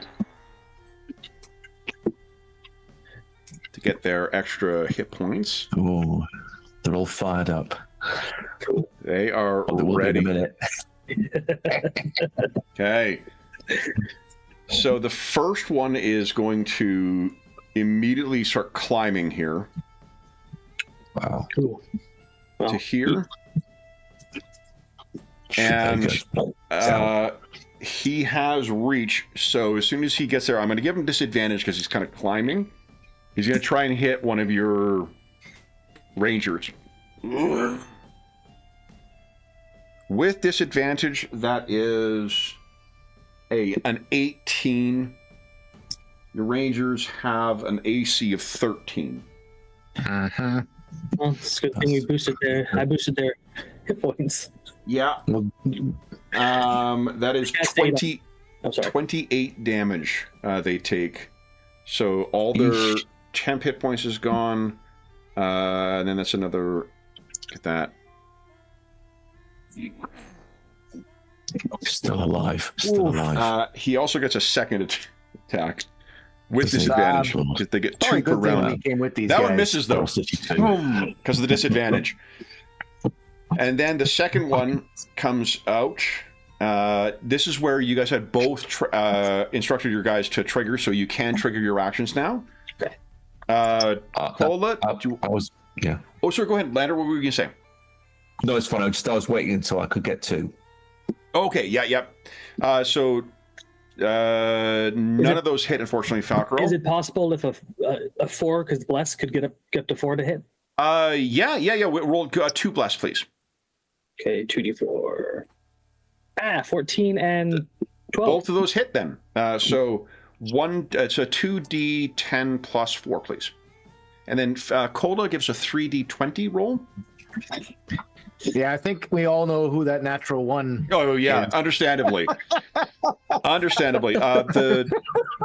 final one does hit though. 1d10 plus 2, please. So 9.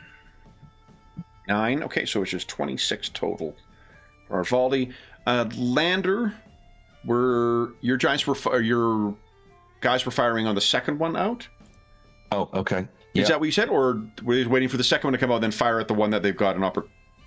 If they have a line of sight to this fella, I don't think they. Yeah, I think the one that's climbing actually will be an easier target, so they'll just go for him.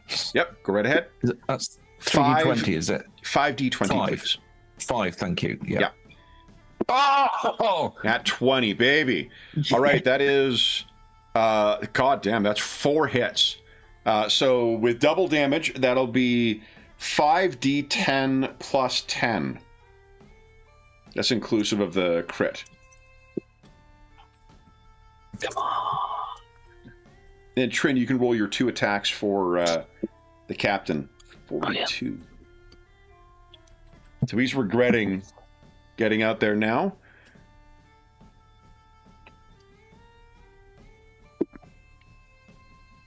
$20 again. Wow. Okay. So he has advantage on this. Oh boy. Would you give us 3d10 plus 9 plus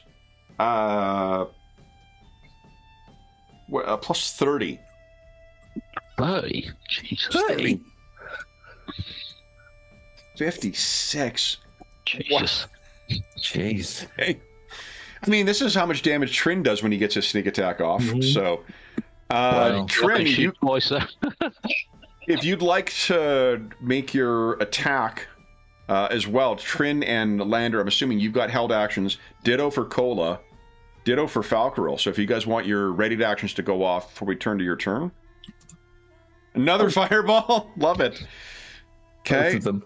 I failed both of the saves. 28. So longbow at the guy.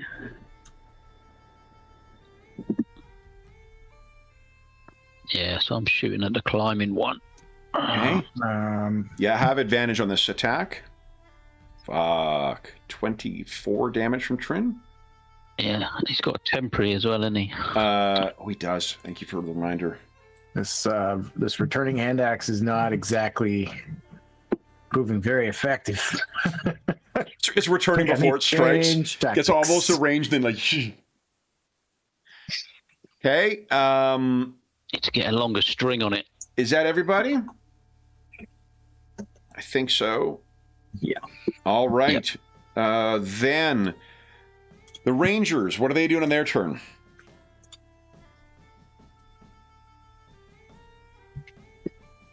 Pin cushioning, but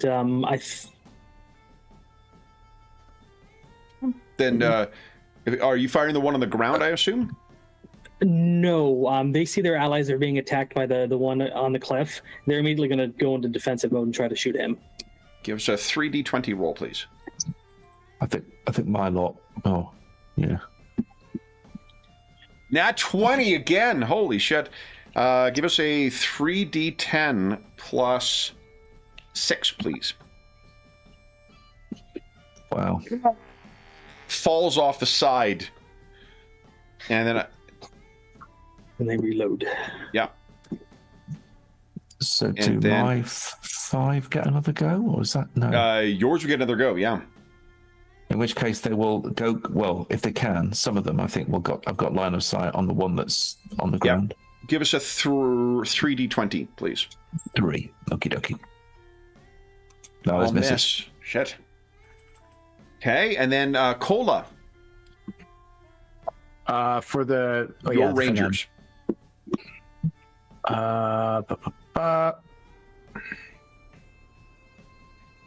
Solid hits, all of them.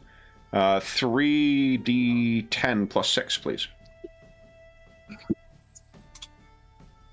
Oh wow! Plus another 6, so 30. 33.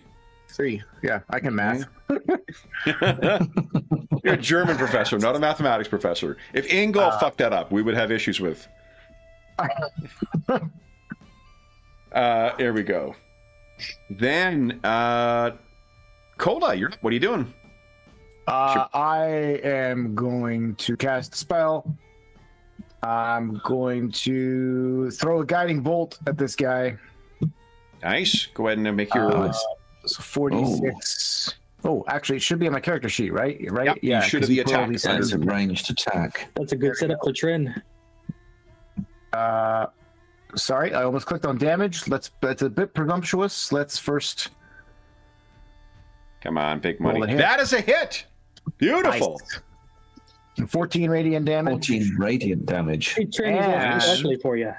And the nice thing about that is that the next attack roll made against it before the end of my next turn has advantage. Very nice. Next up is Trin. Trin, is there some benefit you get from advantage? Oh, there Get it. is. I would have got it, but yeah, I'll get it. Definitely get it now with Sparkly sneak attack. Sparkly time. I should take Yeah, a shot. Yeah. Nat 20. Whoa! 20. So hold on. Your sneak attack also crits. Yeah, so that's 27 plus 11 is 38 damage. Jeez. Rogues, man. When they hit hard, they hit hard. Dathalor, so we Trin once again. You want to give us a 2d20 check? Obviously, this was not at advantage anymore. That's Both done. those So- miss, unfortunately. Okay. Falcaro? Alrighty, I see him down there.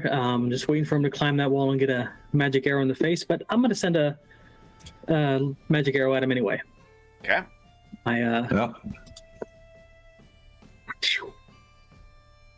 Okay, that is a hit. It's 7. And Do you know why it's then, rolling twice, John? Yeah, the 8 is radiant damage from my divine strike. Okay, I think you can change the damage type. Because it's displaying as piercing right now. Yeah, my heart strike does the same weapon damage as the weapon, but my divine strike does radiant. So it Right, splits so it. hold on. I'm still... Oh, you've combined the heart strike and the divine strike into the single roll. Yeah. Okay. Okay, so 15. Yes. All right. All right. Is that it for That's you? That's it. Okay, Lander, what are you doing? I'll firebolt him. You're branching out. I'm just hoping it's enough. I hope it's enough. But let's see. Oh, right, sorry, I need to come back. And I think, hold on, check your... sheet. Oh, no, this does more damage. You don't produce more. Yeah. Oh, Which tell us what it looks like as you take this second. I sort of think to go for this huge. My eyes are not flaming anymore. Just my fingers are just sort of just sparkling slightly, and then there's just like a slither of fire that runs right across to it, and it just goes whoosh as it hits him. Love it. Then down the second frost giant goes. That's 3 frost giants. 1 Jeez. winter wolf. Hey. What do you guys do next? But the one ranger needs a touch up of some health. Oh yeah, he's down by 16. I think we'd instinctively wait for a couple of minutes just to listen to see if there's any noise from inside or. Well, I mean, any more giants coming out? The other two died away from the cave entrance. 2 died near it. We should probably move those bodies away if we can. Otherwise, the other ones are going to get notified before they even exit. I don't know how easy it is to. Well, Yeah, I think they're I don't like know. 1,800. They're quite heavy. don't we want them to know? I mean, don't we want them to know? Do we want them to see? But the dwarfs want to get rid of them, and they might not come out if they just see a. Pile of Like a- corpses. Yeah. So the dwarves Heroic. would go forward. I think Dathalor's squad can kind of go forward and sort of like stick axes or like picks and stuff into them, grappling hook kind of things, and drag the bodies away with a crew of 5. Okay. Cole, you got Well, any- if he's doing that, then I'm gonna stand sort of here and listen, so I can tell him to like go if I hear them coming. Okay. Any of them. Cody. What you can hear deeper within there, Trin, is give us a roll. You're going to hear some stuff. Perception check, please. Okay. Let's see if you can hear anything extra. 15. Good.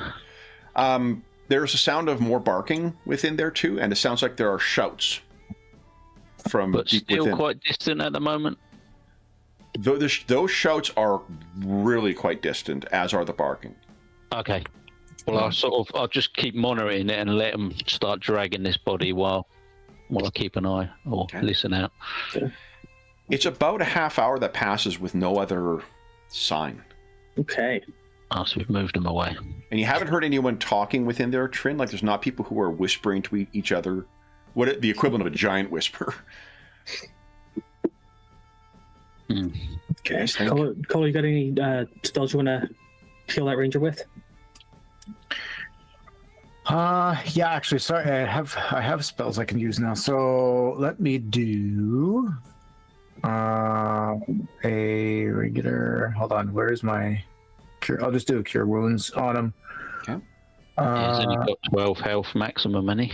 No, he's got Yeah, more because I boosted his. Yeah, he's got 26 max. Oh, does it still count after you lose? there you go. Yeah, 13. Yeah, aid sets your hit points higher for 8 hours. So Nice. Okay. Okay, so he's good to go. I was going to ask, when I set off the traps, did it sort of set most of them off? You've made got a path such a- at least to be able to make your way in if you choose. Yeah. I think he'd certainly be curious enough to get to the cave entrance and have a look 120 yards Yeah. Hold on, let me just. into the darkness.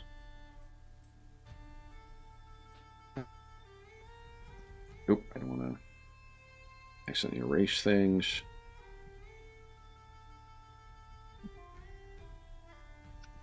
Let me do this. So you can ignore. Oh, actually, I can just do this. There we go. Put everyone here for now. Trin. Cav, are you using it as an excuse to move fucking people around again? I mean, maybe.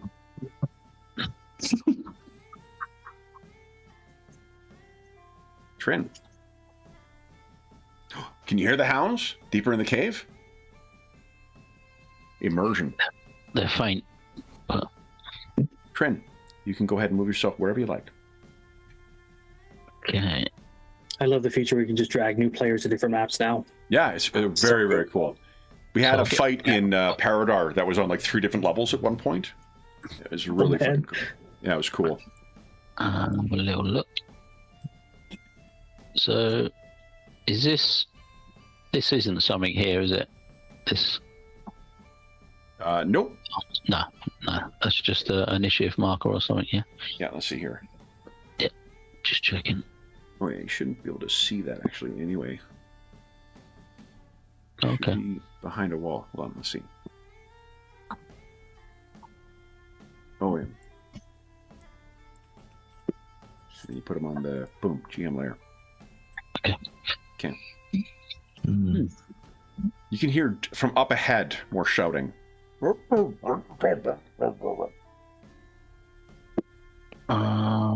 I think he'll move to hide behind there. Okay. And everything's coming from this sort of direction up. Yeah, that seems to be where it goes deeper into the cave. Alright, I think he'll move up to there. Okay, and then I think it goes round corners and things, does it?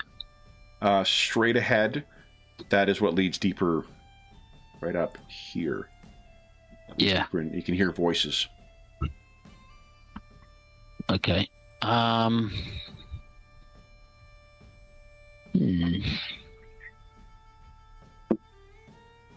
I see anything around where these lights are? Any sort of Looks like they were possession places or where anything? people may have been staying or camping. There's no sign of them right now. Yeah. It's pretty quiet in there. Any sort of indication on how far ahead I think they are? At least 200 feet, probably. All right. Is that speed thing worn off yet, John? An hour. It lasts an hour. Oh, right. Okay. So that gives me 40 at the moment. All right. So that gives him a bit more. I think he's a bit braver. He's going to move up to here. Okay. With his 120-foot dark vision, can he see anything from there? Looks like the tunnel carries on. But he can't see any signs of any enemies. No, not from where you are. You can hear the sounds of them talking. Yeah. I'll also look up. Is there any sign of that chimney Not here. in this area? No. No. Okay. Well, he will go to the edge of this tunnel here, Okay. if you and wish to again look in, up there. Let me show you what you see.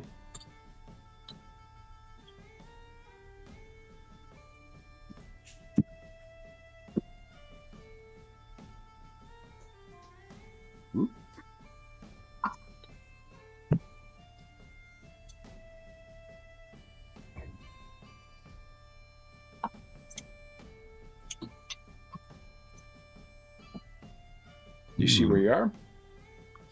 Yeah, I can see. I mean, I can't see a lot just because of the layout, I think, but I can see. So you can hear voices echoing through these corridors. There and there. Can I get any indication on how many I think are talking, or is that? 2, 3, maybe? It's Yeah. still quite far off. But it's not. It doesn't sound like a massive group of lots and lots. No. Okay. And they still, yeah. I think it'll move up to here. Okay. So you have to clamber up that Oh, okay. Yeah. shelf there, but yeah, you're able to. Okay.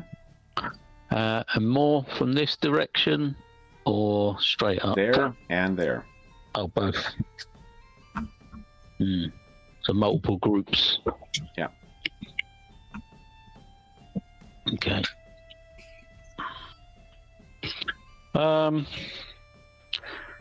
Yeah, I think he would head back and report, because otherwise they're gonna wonder what's going on, and they might send people in, and then it could get really messy.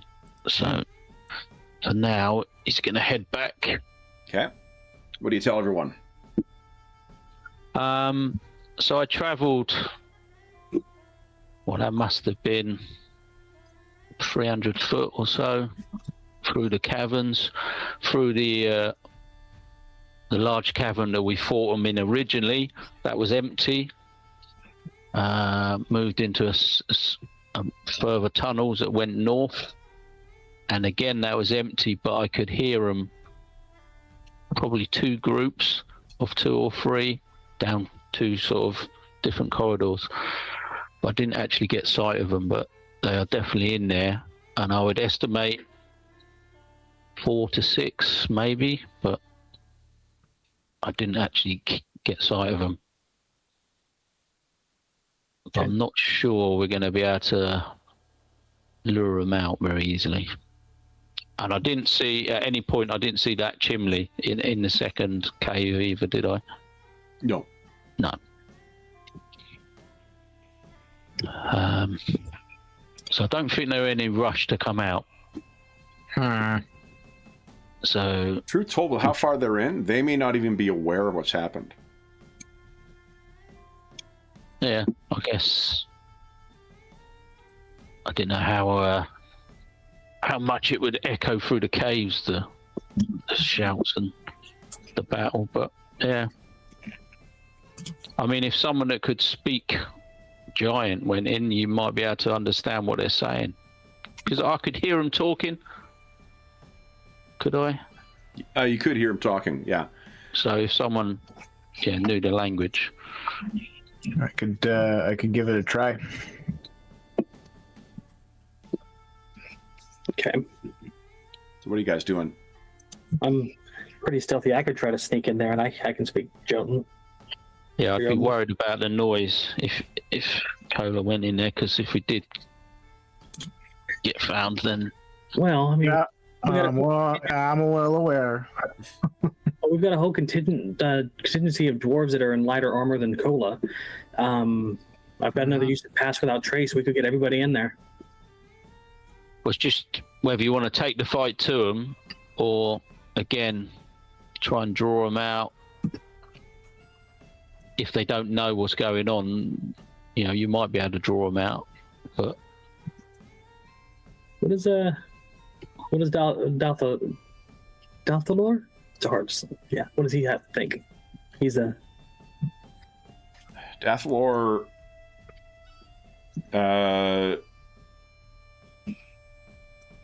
thinks Trin has been moving so quickly, and with the wizard and you all, you've been taking these giants down in a span of seconds. So if you could draw them in and catch them unawares again, if there's a kill box you could draw them into. Yeah, if you're in a constrained space, I could get a tamped explosion. That'd be quite good. did I hear any wolves down there? No. I'll I'm mention sending that Anna because trying to that's add another to the- factor. Yeah. Yes. well. I mean, we could scout it out, see if there's any kill boxes that look like a good spot. Well, you could move into the first cave and see what you think, if there's any good spots that you want to set up in there, and we could try and draw them to that. If you want to go and have a look. Okay. I'm trying to cluster everyone together so it's easier. Your aura spell, would that still be active? Yeah, that it's actually based in that spot. It doesn't move with me, and it's there for 8 hours. So Okay.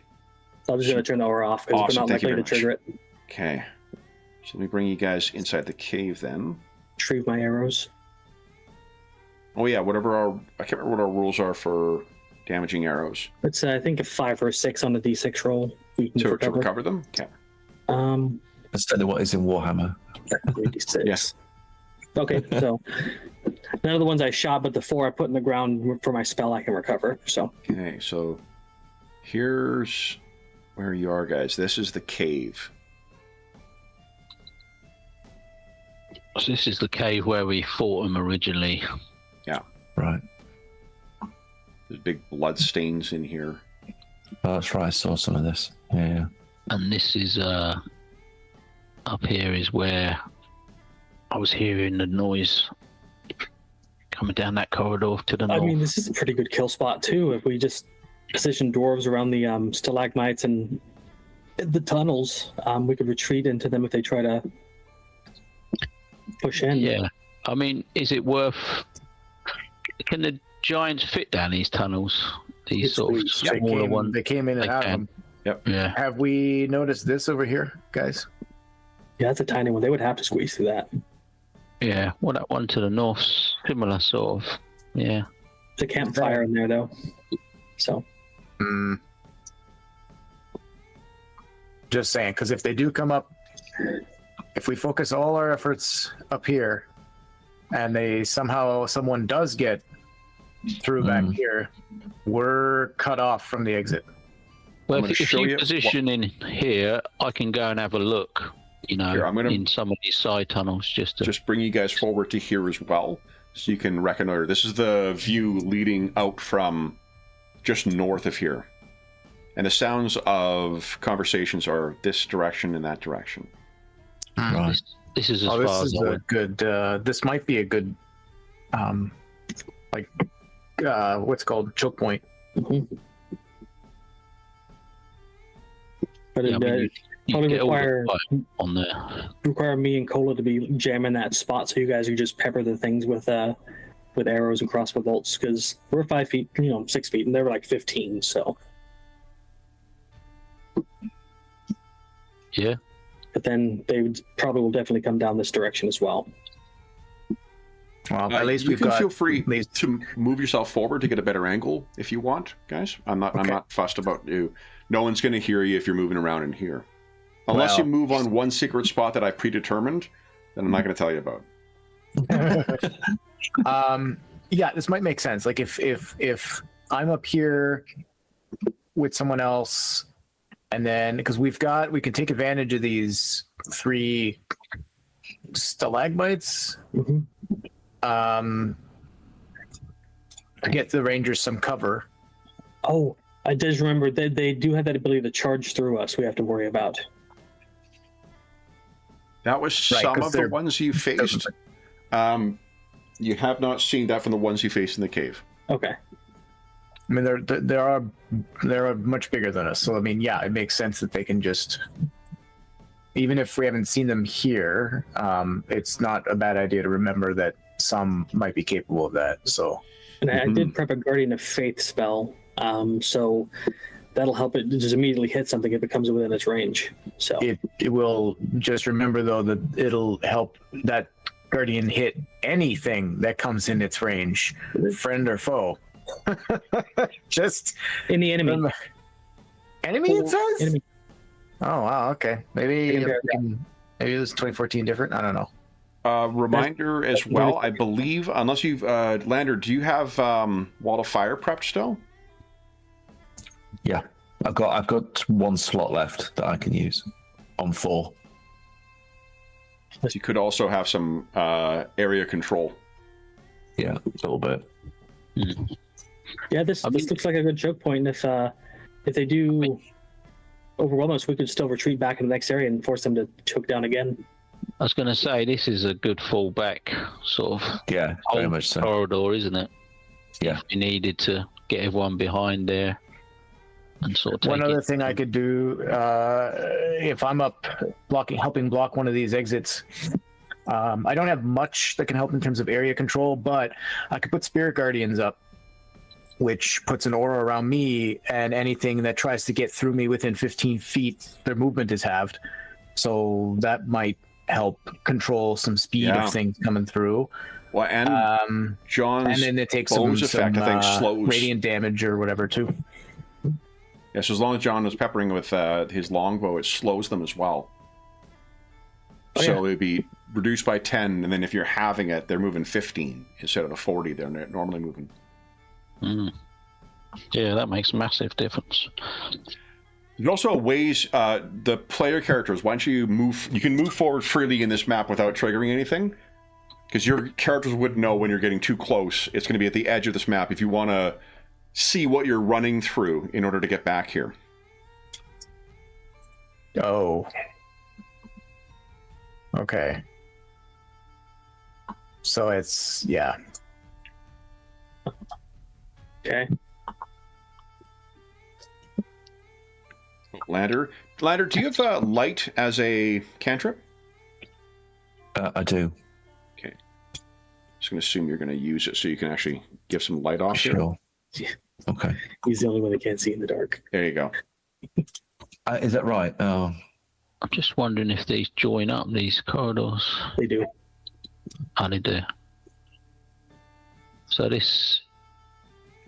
yeah, that back one's the real choke point, but 10 feet in end dimension. Bright light, 20 feet. Dim for an initial 20. Yeah, so I've got to set in your token. Your token now gives off 20-foot bright, 20-foot dim. Right. So which room do you want to set up the dwarfs then? Are we going to go for this initial one or this first cavern? I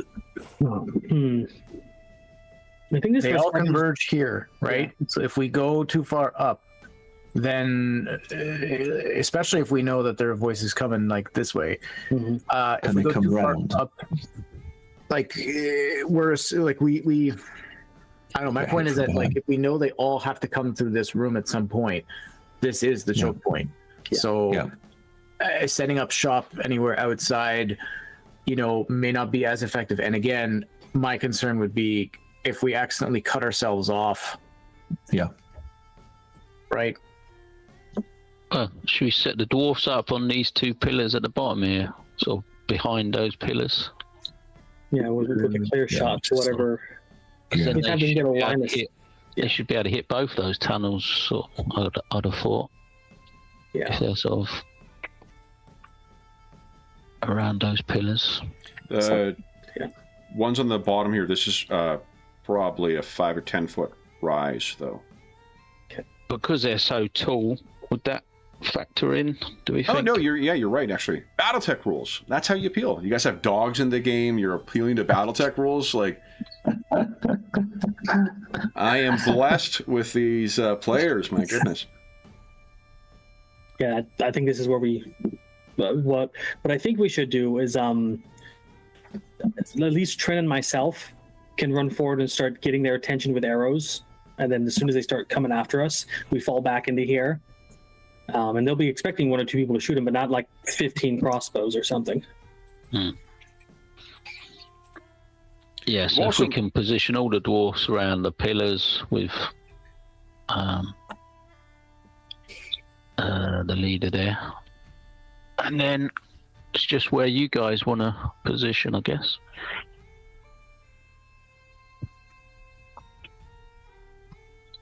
The giants move at 40. Yeah. Right. I'm 35 base because of my Sylvan blood. Once they come into that room, they're gonna get a long way across it in one go.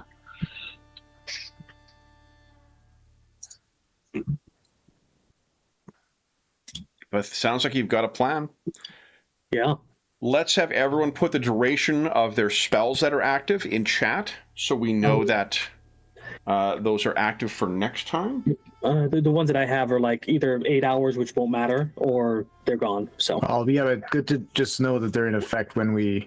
Yeah, that's what I'm saying. Like put them in. I'm not going to cast Spirit Guardians until we start because it's 10 minutes, so I don't want to start that until. Yeah, it's 4 weeks until we play again, so just so we remember what's active. If you've got something that's going to be active for when this fight comes, just put it in chat. I don't. Unless do because they do move fast. I can hit Trin and myself with another long stride. If I hit second level, I can cast it on 2 people. That means we both move faster than or faster than the giants. Okay. You want that? Yeah. Or do that? Okay. Yeah. Just maybe type that in chat if unless there's anything else. Okay, perfect. Because I don't want you guys to be robbed of Trin. What you got. Let me give you your XP for today. Hey. And Unless Colo, you think you need to have long stride on you too? Make you move a little bit faster? Because I could do a 3rd level spell. You do you. I suppose it would not hurt for me to be able to move a little quicker than I normally do. All right, I'm gonna hit Colo with it too. One thing to consider: you probably will have Lex next time. So someone else who could benefit from. No. Okay, and I'll spend a 4th level spell at that point. I mean, you could wait till next time and see what the party makeup is, and then go from there. The only thing you don't need to necessarily pick what spells you're casting right now. I just want to make sure you don't lose track of, or we don't lose the benefit of whatever you have. Okay. So like I'm going to leave the tokens, so we'll know about the aid and about the temp hit points for them. if he is here. Okay. Guys,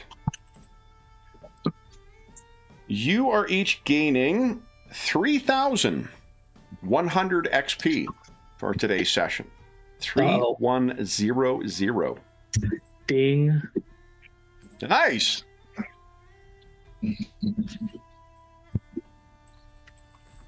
Yeah, You will need to complete a long rest in order to benefit from that, but are you guys not all gaining? Because you guys should all be equal in XP. well, some of us have No, missed I missed a session. You missed one session. And you missed a I session? missed 2, I think. Yeah, I've missed one. I've been here all of them. Yeah. Yeah, I don't know what I need. Oh, okay. I don't know where it is. Did you miss one as well, Darren? No, I didn't miss any, I don't think, but I just can't remember what I need to go to the next level. But you need 48,000, and we were at 47,135. Oh no, I'm only at 43. You I'm sure you at didn't miss a session? 44. I don't think so. I've been meticulously keeping track of it. Yeah. Well, I've got notes for every session. Well, then you should level 2. So then, yeah, you may have missed XP from one then. What was you on then, John? Sorry. It was at 47,135, and then we got this, I think. 47,135. And then And that was 3,100. 3,100. Okay. So at 52,35. And I think the next one was at 48,000. Let's see. Nice. Cool. Okay, cool. But we don't do that until we get a long rest anyway, so Correct. Yeah. we can worry about that. Killing giants is lucrative. Yeah. Yeah, Let's not get ahead 48,000. of ourselves. Yeah, until suddenly it's not. You have little faith. You've come back once already, Cola. You're fine. Yeah. Hey. Oh, you know what? Actually, I might as well clear the initiative tracker. It's not going to go over from page to page anyway. I wonder if that's different in Jumpgate. I couldn't tell you. No, I I got can't so remember. paranoid in the regular version that I just always do it. So Yeah. Okay, then, for those listening at home, thank you so much for joining us for session 97 of our Legacy of the Crystal Shard campaign. Guys, we're inching towards 100. As is always the case, if you have any comments, questions, or concerns regarding the session, the game, or the campaign, please don't hesitate to leave a comment in the comment section down below, and I'll endeavor to reply in a timely fashion. There's also a link down below to the Dungeon Musings Discord server, where all of us are active, and we have channels there dedicated to... wait, I think we've got one for this campaign, do we? Maybe? I think it's players only. Oh, okay, so then we've got one for D&D 5th edition. We've got one for this game, A- I think. a public Anyway, one for this it's one? not- I think we do, actually, because someone was asking about it. Yeah. As well as most of the other games and campaigns we run on the channels. Well, find a group, GM discussion, virtual tabletop chat. There's a terrific, helpful, knowledgeable, and friendly community over there. You're more than welcome to join us. There's also a link down below to our friends at Noble Knight Games. Noble Knight Games is the preeminent unionized retailer of hard-to-find and out-of-print RPGs in North America. Not only do they have an incredible selection of new role-playing games, board games, and card games, they have an unmatched selection of hard-to-find and out-of-print RPGs. If they don't have something in stock that you're looking for, you can put it on a want list. They'll send you an email when it comes in. And if you make a purchase of $10 or more through their website, be sure to enter the code NOBLEDM, all caps, all one word. It's in the description of the video. It'll save you 10% on any purchase of $10 or more. That is good until March 15, 2026. If you're listening to this after that time, come back to one of our more recent videos. We'll have the current discount code listed there. The last thing I will say is a huge thank you and a huge congratulations to our players for surviving today's session, making new friends, and for gaining a new level. So Graham, Andrew, Darren, and John, thank you so much for playing today, guys, and congratulations, Darren and John, on the ding-a-lang. That's probably not suitable for streaming, but I take it you understand what I mean. Andrew just shakes his head. We will be back in 4 weeks' time to see how this final ambush against the Giants goes. But until then, we hope that we gave you a few hours to take your mind off the troubles of our world and think about the troubles that our stalwart heroes in the Icewind Dale are encountering as they're simply trying to make their home a better place. And until we see you again, stay safe, stay healthy, and happy gaming.